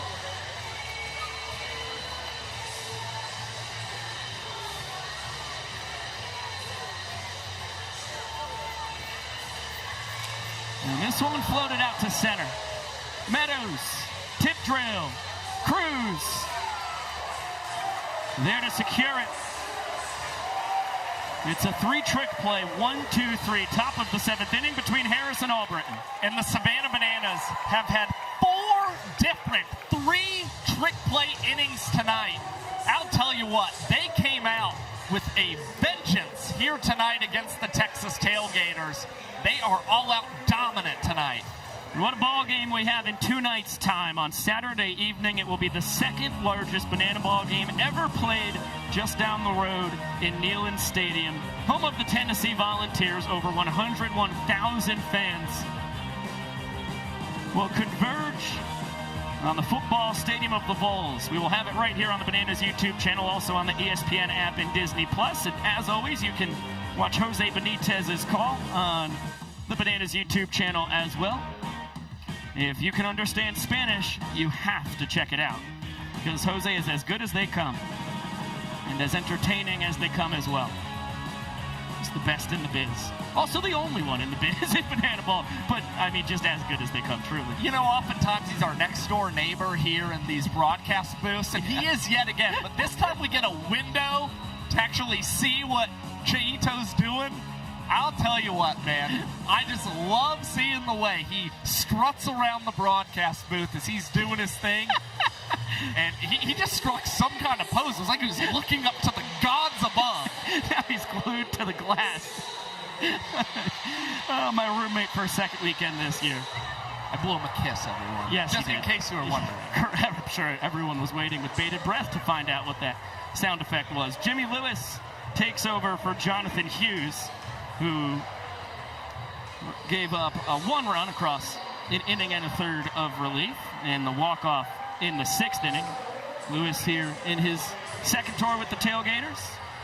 It's brought back by Mikulik and company, their final pick of the draft in the 11th round. And it's really a tale as old as time. As talented as they come. Got a guy, second rounder in 2019 to the Los Angeles Dodgers, spent 5 years in their organization. And as long as he is in the zone, his stuff is phenomenal. Well, he enters tonight with an 18% ball four sprint rate. The tour average is just a hair above 10%. So Lewis still trying to work on his commands, but he gets a swinging strike against Dan Oberst, the guy who is not prone to drawing many ball four sprints. No, he loves to hack, as is evident by those first 2 swings. 0-2 coming from the 6'6" righty.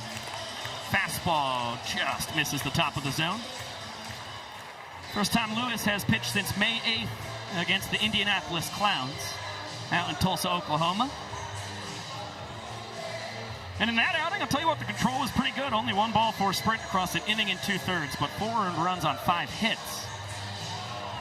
As Oberst works the count from 0-2 to 3-2.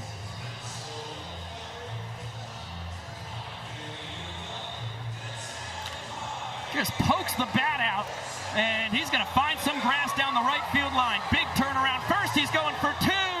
Perfect throw from Kyle Martin. Oberst down at second and begging the fans for the challenge. For now, it's the second straight weekend that Kmart has gunned down a runner at second. I mean, that arm is fantastic. And the fans have popped the confetti out in those stands along the right field line. So the umpires will now gather and take a look back at this throw coming from Kyle Martin and right. I mean, off balance, perfect one-hopper to Hussein. Bang, bang play at second. Hunter Ives, the crew chief, had as good a view as anybody.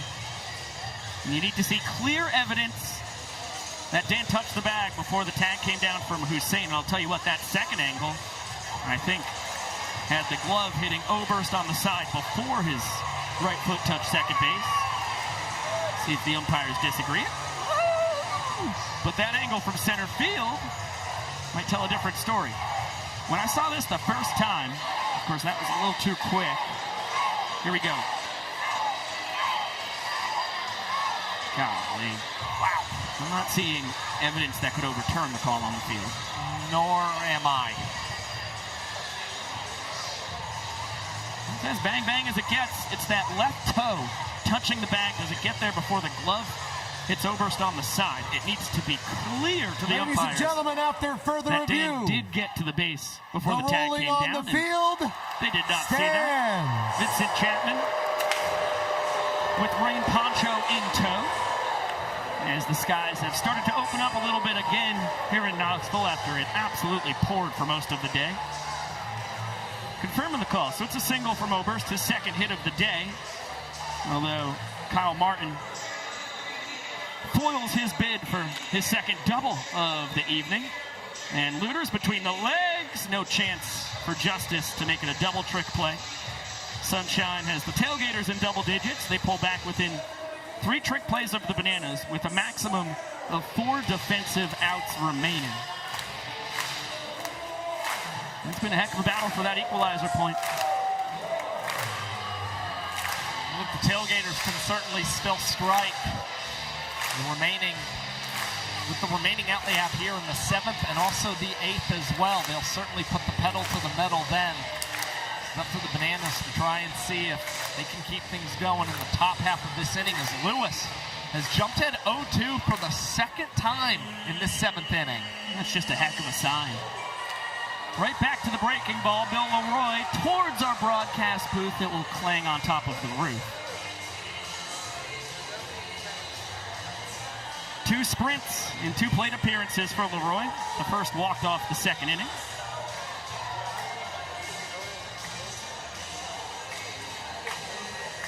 And he spikes the fastball. Great stop, Tosh Porter, as Leroy keeps that left foot just barely in the right-handed batter's box. He's just going for entertainment right now. Having a little fun with Tosh Porter, his fellow catcher behind the dish. Telling you, a guy who's been in Banana Ball for this long, he knows all the right moves, including keeping that foot in the right-handed batter's box. Not even at 2-2. I'd go back to the bender here if I were Porter and Lewis. They stick with the fastball, and they were right with it. Hussein between the legs and behind the back. Justice behind the back at first. Fantastic double trick play. As the Tailgaters pull within 1 of the Bananas with 1 inning to go in their pursuit of the equalizer. And that is just what they needed. Jordan Hussein, a couple of tricky moves at shortstop, and Taylor Justice. Why not try it, especially with the bases empty?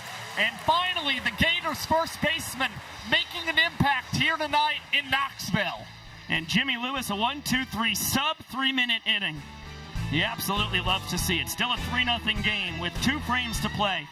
As you get a look at the battle between the Bananas and Tailgaters trick play-wise so far tonight, it has been superb. 25 trick plays between the 2 top trick play teams in the sport. The Tailgaters have 1 more inning to try and out-trick play the Bananas and earn that equalizer point. And it has really come from nearly every defender for each team, spreading the wealth defensively in some spectacular ones, especially that spinning Texas tornado from Waddy. I mean, this is exactly what we kind of expected coming into the series. The Bananas and Tailgaters would be dueling in trick plays, and I'll tell you what, Tailgaters still do not have a run in tonight's game against the Bananas. They could really use an equalizer point to just try and get on the board before the 9th. Get a look at the numbers for Jacob Bazzella, the Bananas' 10th round draft pick out of North Huntington, Pennsylvania. He's going to toe the slab, trying to keep the shutout going with the Bananas up 3-0. We saw him blow his first career save opportunity last Friday. Was also handed the loss after Ben Parker had a 2-out, 2-run go-ahead home run against Bazzella, who was allowed an earned run in 5 of his last 6 ball games. But an interesting note, 4 of those 6 ball games have been multi-inning affairs for Jacob Bazzella. So we've seen the Bananas try and stretch him out, and that's kind of when he's gotten hit around a little bit. This will likely be just 1 inning of work for the Banana Ball rookie and 10th round pick. Yeah, I'm sure they will be handing the ball off to Danny Hosley come the top of the 9th inning. They were guaranteed to have a lead. Mac Danford with the ball and a strike. It is 7, 8, and 9 in the lineup. Porter on deck, Stanley in the hole. Tailgaters yet to score a run tonight. Mile-high pop in the infield. Alex Ziegler with the call. We'll catch it the old-fashioned way. Such a tough play to pull a trick play off with a towering fly and the wind swirling here in Knoxville. We already saw Cox earlier tonight say that he was having a little trouble with it. Alex Ziegler and a lot of guys in Banana Ball, the higher those balls are in the air, the more difficult it is even to try and collect the tip drill and definitely catch it behind your back. And Ziegler knows that his pitching staff tonight is working on an absolute gem, so he didn't want to try and mess anything up for Bazela or the rest of the guys who have tossed tonight. Changeup swung on and missed to even up the count on Taj Porter, turning around to hit from the left side. Struck out from the right side against Nisnik back in the second, as he whiffs on the fastball, and then was pinch hit for by Jason Arndt back in the fifth. So this is only his second trip to the dish. Another effect of the Bananas' dazzling performance from their staff. Bazela, the sixth different Bananas pitcher to hurl it here tonight. And the Tailgaters still in their third trip through the lineup.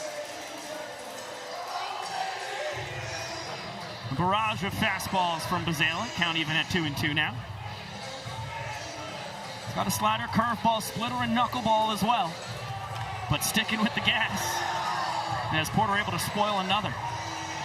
Right now, I mean, you're trying to get that swing and miss against Porter, but now it's maybe time where you try and mess with the eye level a little bit.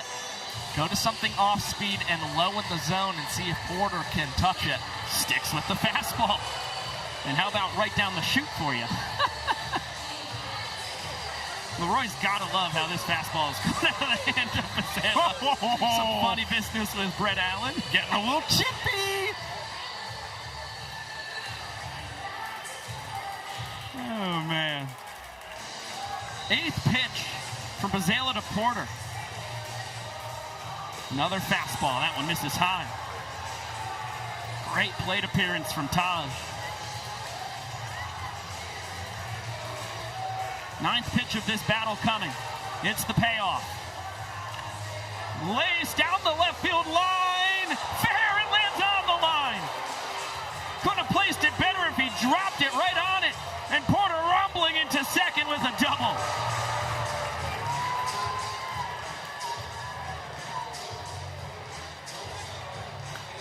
What a piece of hitting on the ninth pitch from Bazela. Pipersick will take Taj's place at second.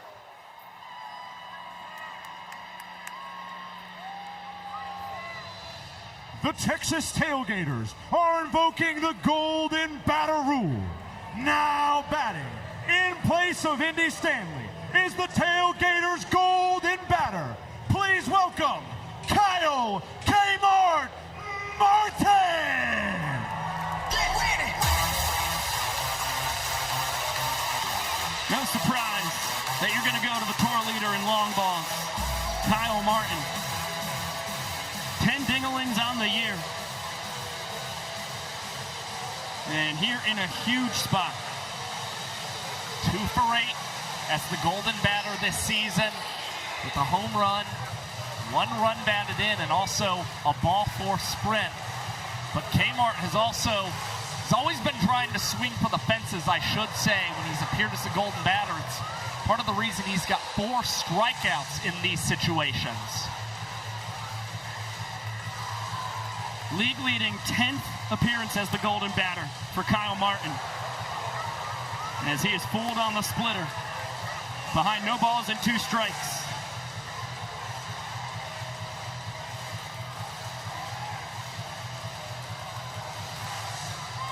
Right back to the split. Kmart able to hold up.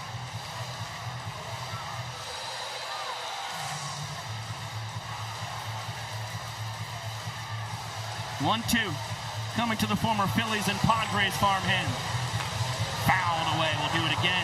And it was another split fastball. This is a guy averaging a home run every 7.3 ABs this season and hoping to collect yet another for the Texas Tailgaters to just try and spark something with this offense. Fastball. Up and out.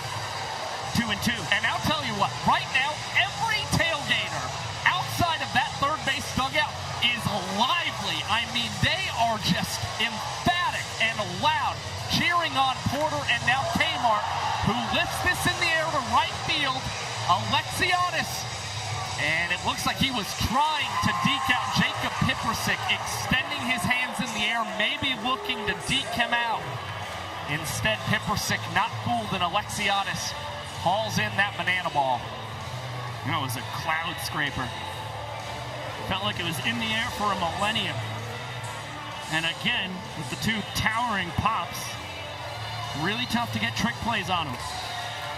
Ziegler and Alexiadis neither attempt it. Big Beef out behind the plate. Is that Beef Daddy? I believe it's the latter. Bill Leroy trying to end the inning. Behind the plate. Oh, can't come up with the bare hand.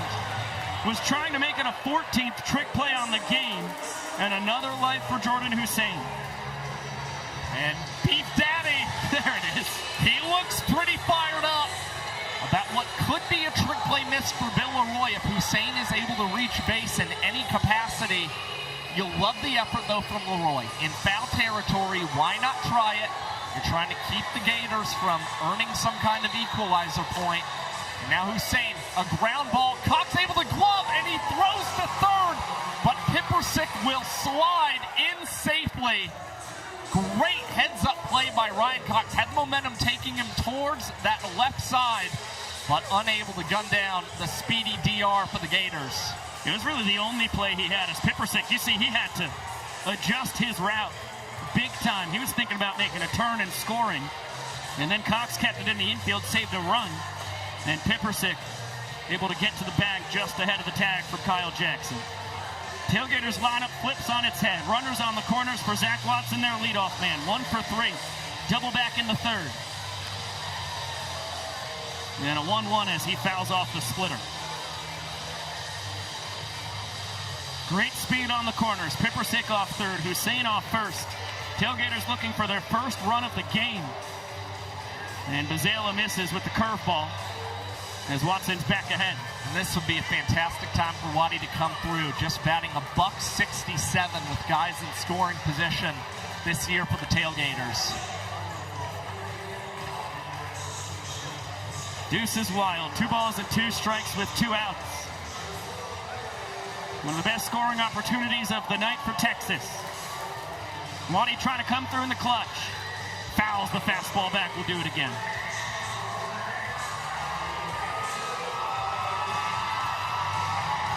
Another reason why this sport is so amazing. You got a guy on the mound who spent 3 years of D2 ball, finished up D1 against a legend from LSU at the dish who smashes this out to left and does come through in the clutch. 1 hop off the wall. Pippersick is home. Hussein on his heels. Second double of the night. This one brings in 2 runs from Zach Watson, and the Tailgaters have finally broke through against the Bananas pitching staff.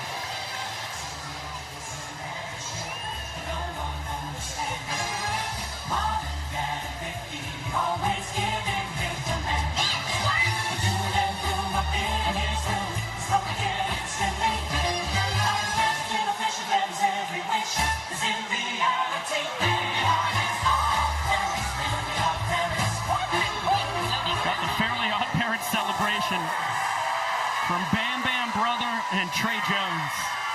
As you get another look, great piece of hitting. Waddy thought he got it all. And just out of the reach of Robert Anthony Cruz. That's 2 unearned runs against Bazela. Remember, the inning should have ended on the pop-up to Bill Leroy. He had the trick play missed against Jordan Hussein, who ended up with the infield single. Got the bat in Watson's hands.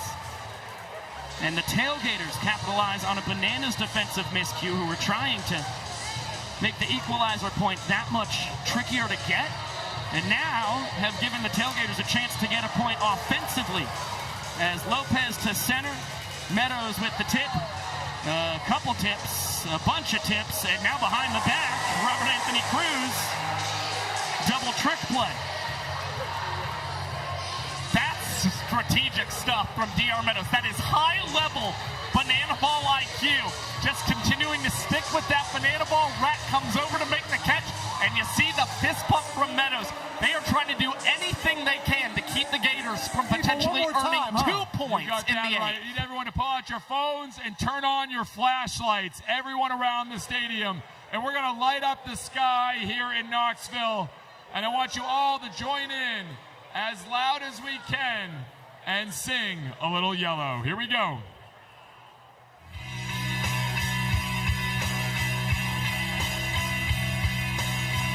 Look at the stars, look how they shine for you.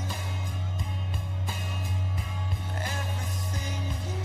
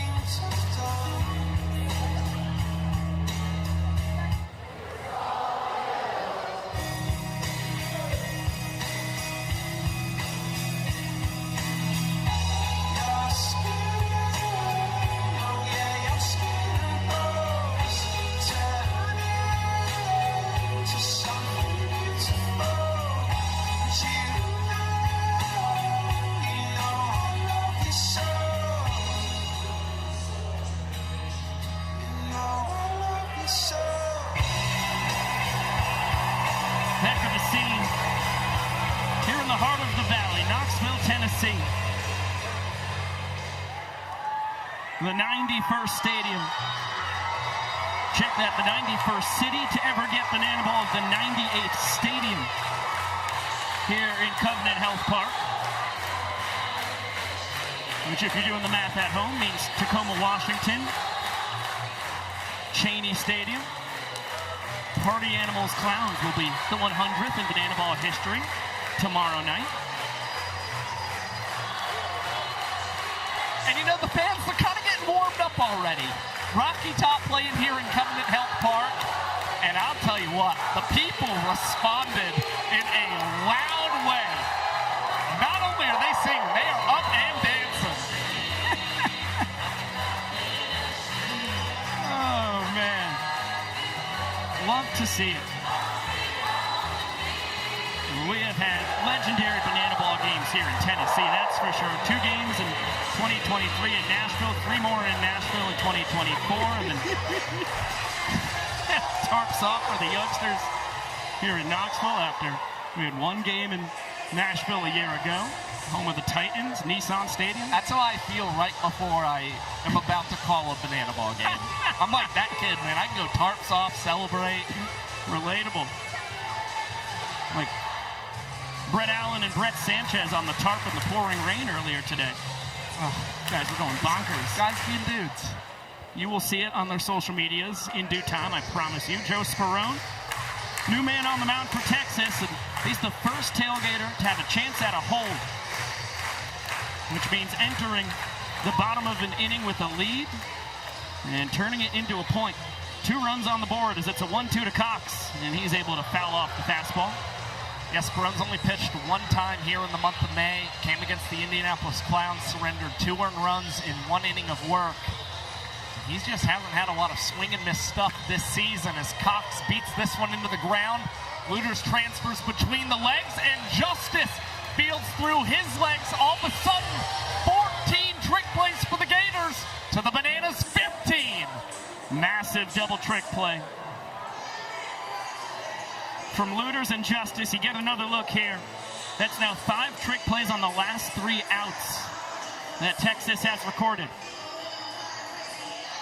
And if you remember back game 1 of the Banana Ball Open final, the Tailgaters were down 2 trick plays in the 8th inning. They turned to Sperone. He got 3 straight ground balls. They got the equalizer as Ty Jackson right back up the middle as his second hit of the evening.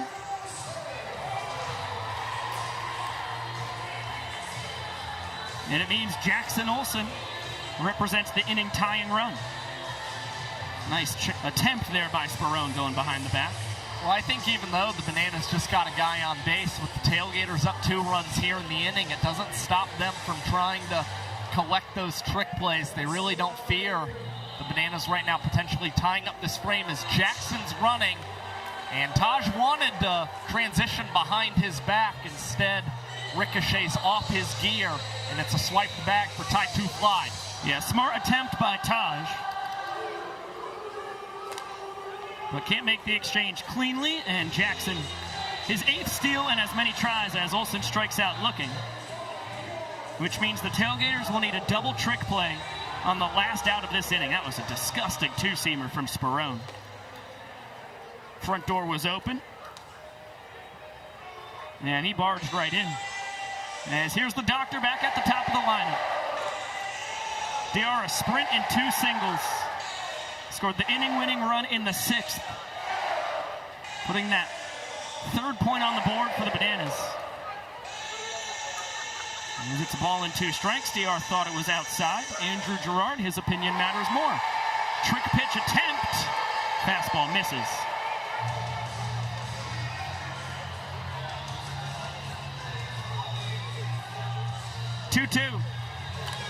Meadows out to left center. Watson makes the catch on the run, but the Bananas hold off the best trick play team in the sport. They deny the Tailgaters their equalizer point. Texas, on the other hand, 2 runs in the 8th. They turn it into a point and trail by 2 going into our final inning where every run counts as a point. Here's the young prof. And now it's time to check in on the scoreboard. Heading into the top of the 9th inning, the score is 3 points for the Savannah Banana to 1 point for the Texas Tailgaters.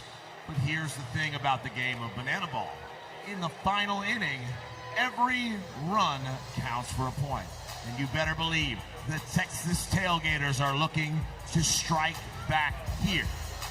On the other hand, the Savannah Bananas need just 3 outs to lock down a victory here tonight in Knox Vegas. So ladies and gentlemen, make some noise because this is the final inning.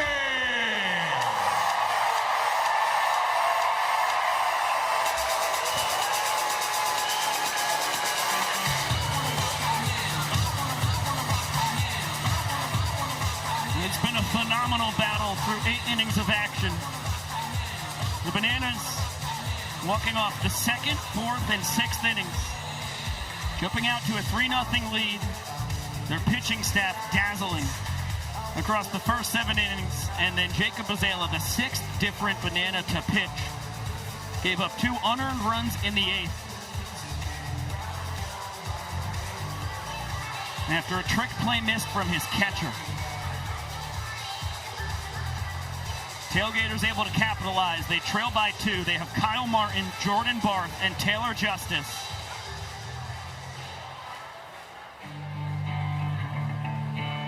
And I guess it's closing time, huh, Derek Lennon?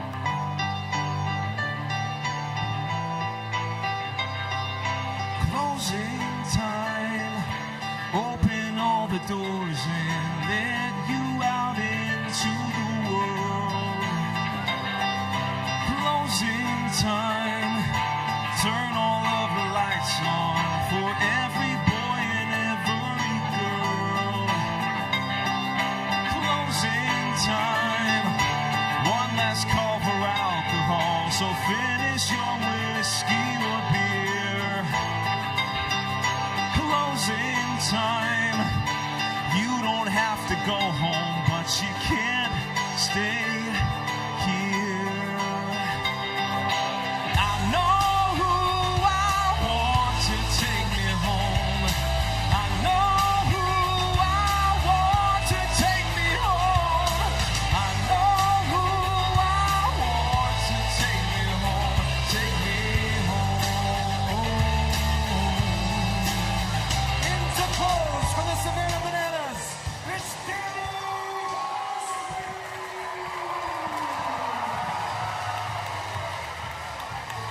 Clenna serenades the greatest closer in the history of the sport, who has been at the peak of his powers here in his 4th World Tour, 5-1, a 0.64 ERA with 19 Ks and 14 innings pitched. He's got 9.5 strikeouts to every ball 4 sprint that he's allowed this season. It's the best ratio on tour, and the next closest is Brett Sanchez. He's got a 5.3-1 ratio. So you see just how dominant Danny Hosley's been. The highest strikeout rate on tour at 32.2%, and the lowest ball 4 sprint rate, 3.4%. It is absurd how dominant Danny Hosley has been, and he is 6 for 6 in his save opportunities this season. And just another interesting note, the Texas Tailgaters only scored 8 runs that have become points in the final inning of play this season. That is actually last amongst all teams in the Banana Ball Championship League in 2026. But getting Kyle Martin leading off, that makes you feel pretty good. Yeah, you can't find a beefier part of this Gators lineup. Kmart, Barth, and Justice, 3, 4, and 5. With Jose Gonzalez Jr. waiting in the wings in the pit.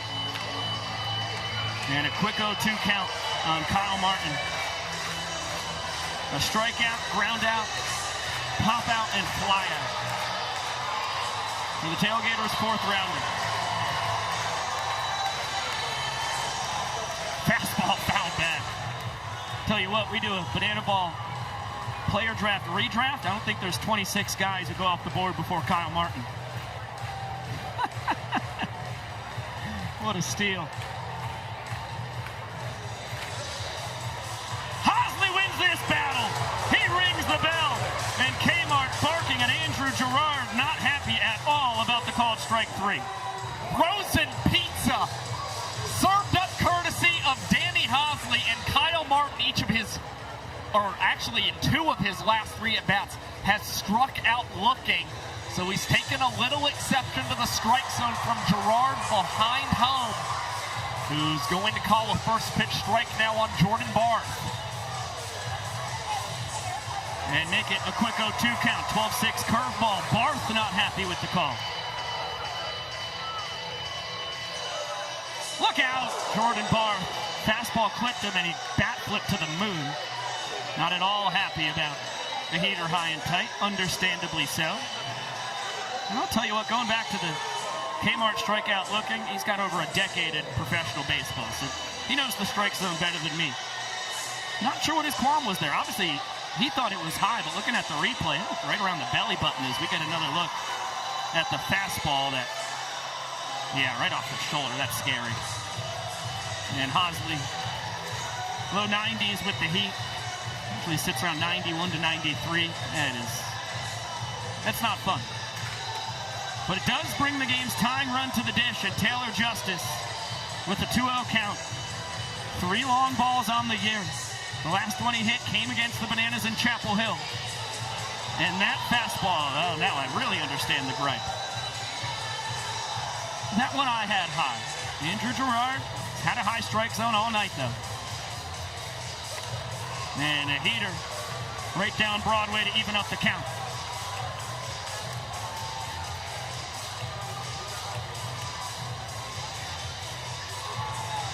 Fastball misses. 3 balls and 2 strikes. With Jordan Barth leading off first. 1 away. Top of the 9th. Chopper. KJ attacking. Over to first in time. The Tailgaters down to their final out. As Barth is up to second base. And the game in the hands of Jose Gonzalez Jr. And the Tailgaters have still got to feel good about their chances. With Brother tied for second on the tour with 5 home runs. 2 of those 5 have come against the Savannah Bananas.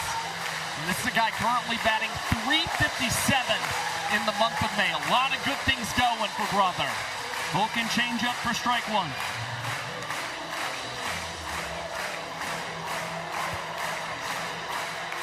Fastball. Just misses.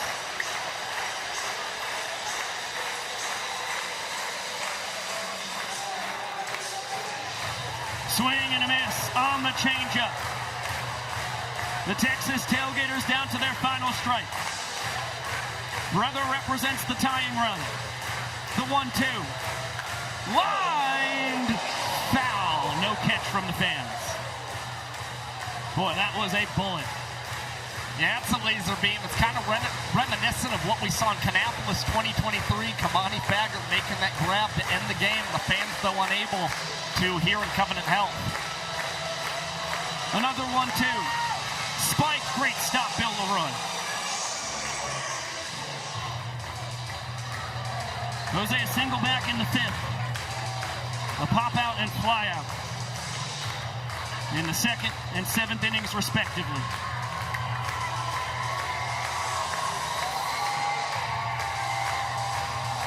The 2-2. Swing and a miss!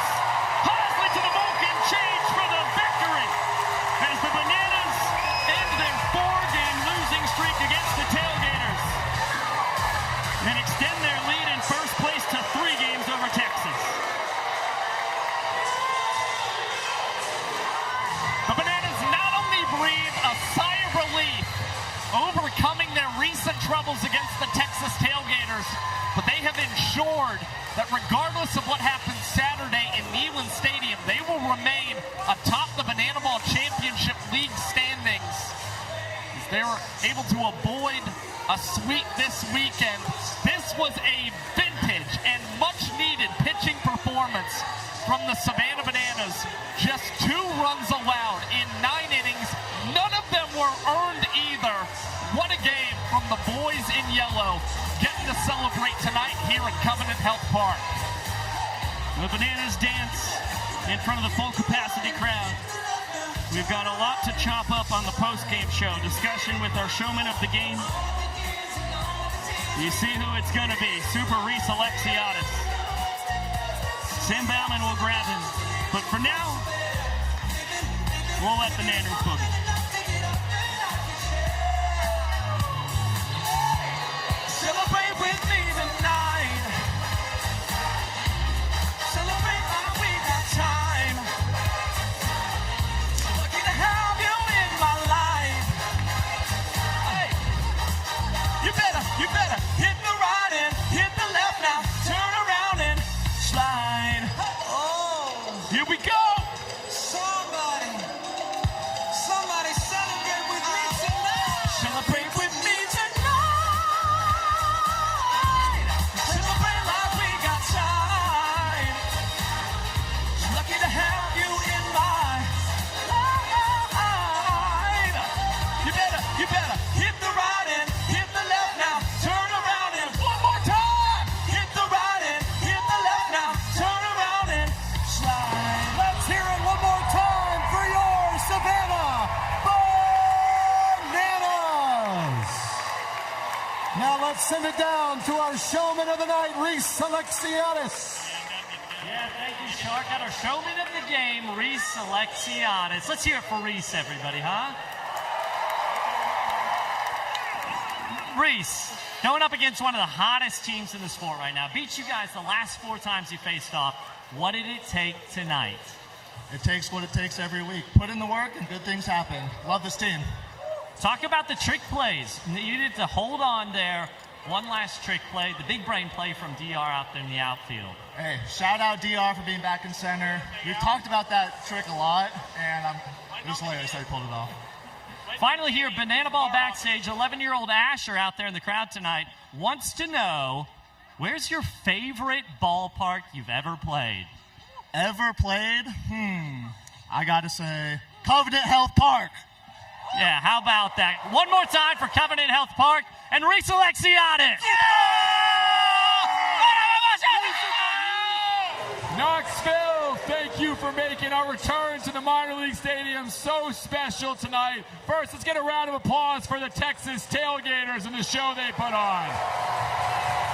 And then one more time for your Savannah Bananas. We are not done yet.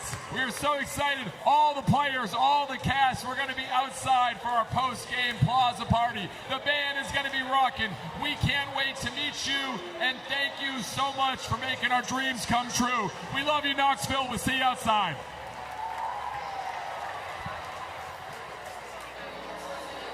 Really impressive victory for the Savannah Bananas. And yeah, what a note from Jesse Cole. Return to a minor league park. First Bananas game in a minor league park since Fort Myers, Florida, February 14th through 16th. Red Sox spring training and rookie league field, JetBlue Park. It's been a while. It felt great to have an intimate crowd here in Knoxville, Tennessee. And what a show the Tailgaters and Bananas put on. A combined 29 trick plays. And in the end, it was remarkable pitching from the Savannah Bananas. 7 different arms towed the slab, and they limited the Tailgaters to just 2 unearned runs in the 8th inning. For the 3-1 victory, Alexiadis pacing the offense and defense. 1 for 2, you see those 3 trick plays. The steal of first that led to the Dan Oberst walk-off double in the 4th, and then saved the 5th inning with that double play gunning down Pippersick at the dish. And an inning winner in the 6th just to top it all off. Look, we talk so much about 5-tool players in sports, and Alexiadis showed off most of those tools here tonight in Covenant Health Park. You saw the glove for him, magnificent in right field, 3 trick plays for the Savannah Bananas. You saw his great speed as he swiped first base, and that led to a walk-off for the Bananas, courtesy of Dan Oberst. You saw the incredible throwing arm from Alexiadis, ending the inning for Tristan Lebec and keeping the Texas Tailgaters off the board, which definitely paid some dividends. The Bananas having more breathing room in the 9th inning. Reese Alexiadis with a walk-off hit as well. Everything was sensational tonight for Reese Alexiadis, and it earned him his 3rd Showman of the Game award in 2026. Yeah, it just keeps getting better and better, as this is now his 3rd year in the sport. And up to 9 walk-offs on the year tied him with Taylor Justice for the Banana Ball Championship League lead. And we welcome you back inside with the statistical savant of the sport, Mr. Josh Talevsky. I am Biko Scala. Thank you so much for spending your Thirsty Thursday with us here in Knoxville, Tennessee. What a battle it was, and I can't believe we get to see these two teams go against each other again this time instead of 6,000 fans in front of over 100,000 fans on Saturday night in Neyland Stadium. And if anything has to be taken away from the games that these two teams have played this year, the Bananas now 4-2 in the regular season, of course 0-2 in that Banana Ball final, which in total makes it 4-4 between these two squads. This is as good as it gets. Well, I think the Bananas came into tonight with a big chip on their shoulder. I mean, they felt embarrassed in the Banana Ball Open, unable to clinch that playoff spot. And then they play in front of a very intimate setting at Navasota High School, just 1,000 people. And the Tailgaters, I mean, a dominant 5-0 victory against the Savannah Bananas. And they play in front of the largest crowd in Banana Ball history in Kyle Field and College Station. The Tailgaters beat them there, too. So the Bananas, I mean, they feel like they've been embarrassed in certain ways. And tonight, they came out with a vengeance against these guys, and they did just about everything right. Timely offense, 15 trick plays to negate an equalizer point to the best team in trick plays in 2026. And you saw just how good that pitching staff was. That was very much what we have seen, or what we did see from the Bananas through the first 11 games of this 2026 World Tour. And what really stands out, I mean, we talked so much about Kyle Martin, Jordan Barth, Taylor Justice, and Jose Gonzalez. They were batting 3 through 6 in this Tailgaters order, and they have been 4 of the best bats across the last 2 months of this season. They were a combined 3 for 16 tonight against the Bananas pitching staff. And for Kyle Martin, a guy leading the tour with 10 home runs and who has just been playing Banana Ball at a level we have really never seen, especially from a power standpoint, his 21-game on-base streak came to an end tonight, and he even got an extra at-bat when you consider he was the golden batter. So tremendous work all around from the Bananas, and they'll try and see in front of 1,000 or 100,000 people on Saturday if they can get a second straight victory in Neyland Stadium. And for anybody thinking, oh, I want to go check the schedule, I wonder, yeah, that's every single game Kyle Martin had ever played in his Banana Ball career. So finally, a team figures out how to keep Kmart off the bases, and you talk about those 3 hits in 16 at-bats for 3 through 6 in the order, all 3 of them singles. So not only was it just 3 for 16, they limited the damage. Limit the damage, exactly. Hit the nail on the head. Now, I know it is sad that these two teams do not play tomorrow night, but do not fret, because we have not just one, but 2 Banana Ball games! 2 Banana Ball games on the schedule tomorrow night. It starts in Scranton, Pennsylvania on the Firefighters YouTube channel as they take on the Coconuts. And then at 10:30 p.m. Eastern, make sure to get your nitroglycerin pills, because the Party Animals battle the Indianapolis Clowns for a second straight weekend. That's out in Tacoma, Washington, and it'll be on the Party Animals YouTube channel as well as True TV. A couple really good series kicking off tomorrow night. Yeah, and the Coconuts, they lost 2 out of 3 to the Bananas. They didn't take to that too kindly, so they want to rebound against the Firefighters, who are slumping coming off a sweep that the Tailgaters handed to them. And meanwhile, the Party Animals, they spoiled the Clowns' fun in their first ever home series in Indianapolis last weekend. Now it's time to see if the Clowns can get some revenge against the Party Animals out in Tacoma, Washington. Right, and don't look now, but the defending champions have won 4 out of their last 5 games, going back to that series win in Atlanta against the Bananas a couple weekends ago. Well, it was a heck of an affair this evening. Again, we thank you for spending your Thursday night with us, and a big shout out to our entire cast and crew, because it takes an army to put these broadcasts on, and it starts in the control room down the road in Savannah, Georgia. Our broadcast directed by Keegan Woods. Great job by everybody in that control room with the Keegster. And right here in Knoxville, our broadcast produced by the legendary Chad Reese. A big thanks to our executive producer, Mr. Josh Richardson, our fellas down on the field, Sam Bauman and Brett Loftus, and my guy in the booth, Mr. Josh Talevsky. I am Biko Scala, saying so long for now. Now, I'm going to warn you, because some folks freaked out when I had a wedding last Friday night. I've got a wedding Saturday night. Son of a gun. What a 1-2 punch. You have to blame my lifelong friend, Nick Fabiano. I should have known when we became fierce friends at 12 years old on the Saugerties Little League All-Star team that this was going to lead to a disaster for me, and it just happens to be the second biggest game in banana ball history. On the bright side, Brett Loftus is as good a broadcaster as anybody this side of Mississippi. He will join Josh in the booth, and it will be a fantastic game. I can't wait to watch it back after my dear friend Nicholas Fabiano's wedding. Some are calling us Banana Balls lover boys, me and Brett. I've been calling you guys that. Yeah, you catch it on. Heck yeah. So I'm so sorry to miss you all on Saturday night. It'll be an awesome call with Brett and Josh, and I will see you in a week's time in Kansas City for Bananas Clowns. But I'm also going to see you in the chat tomorrow night because we've got more Banana Ball for you from, that'll be Scranton, Pennsylvania and Tacoma, Washington. We've got this country cornered, and we've got to close this broadcast. Again, thanks for spending it with us. We will see you later!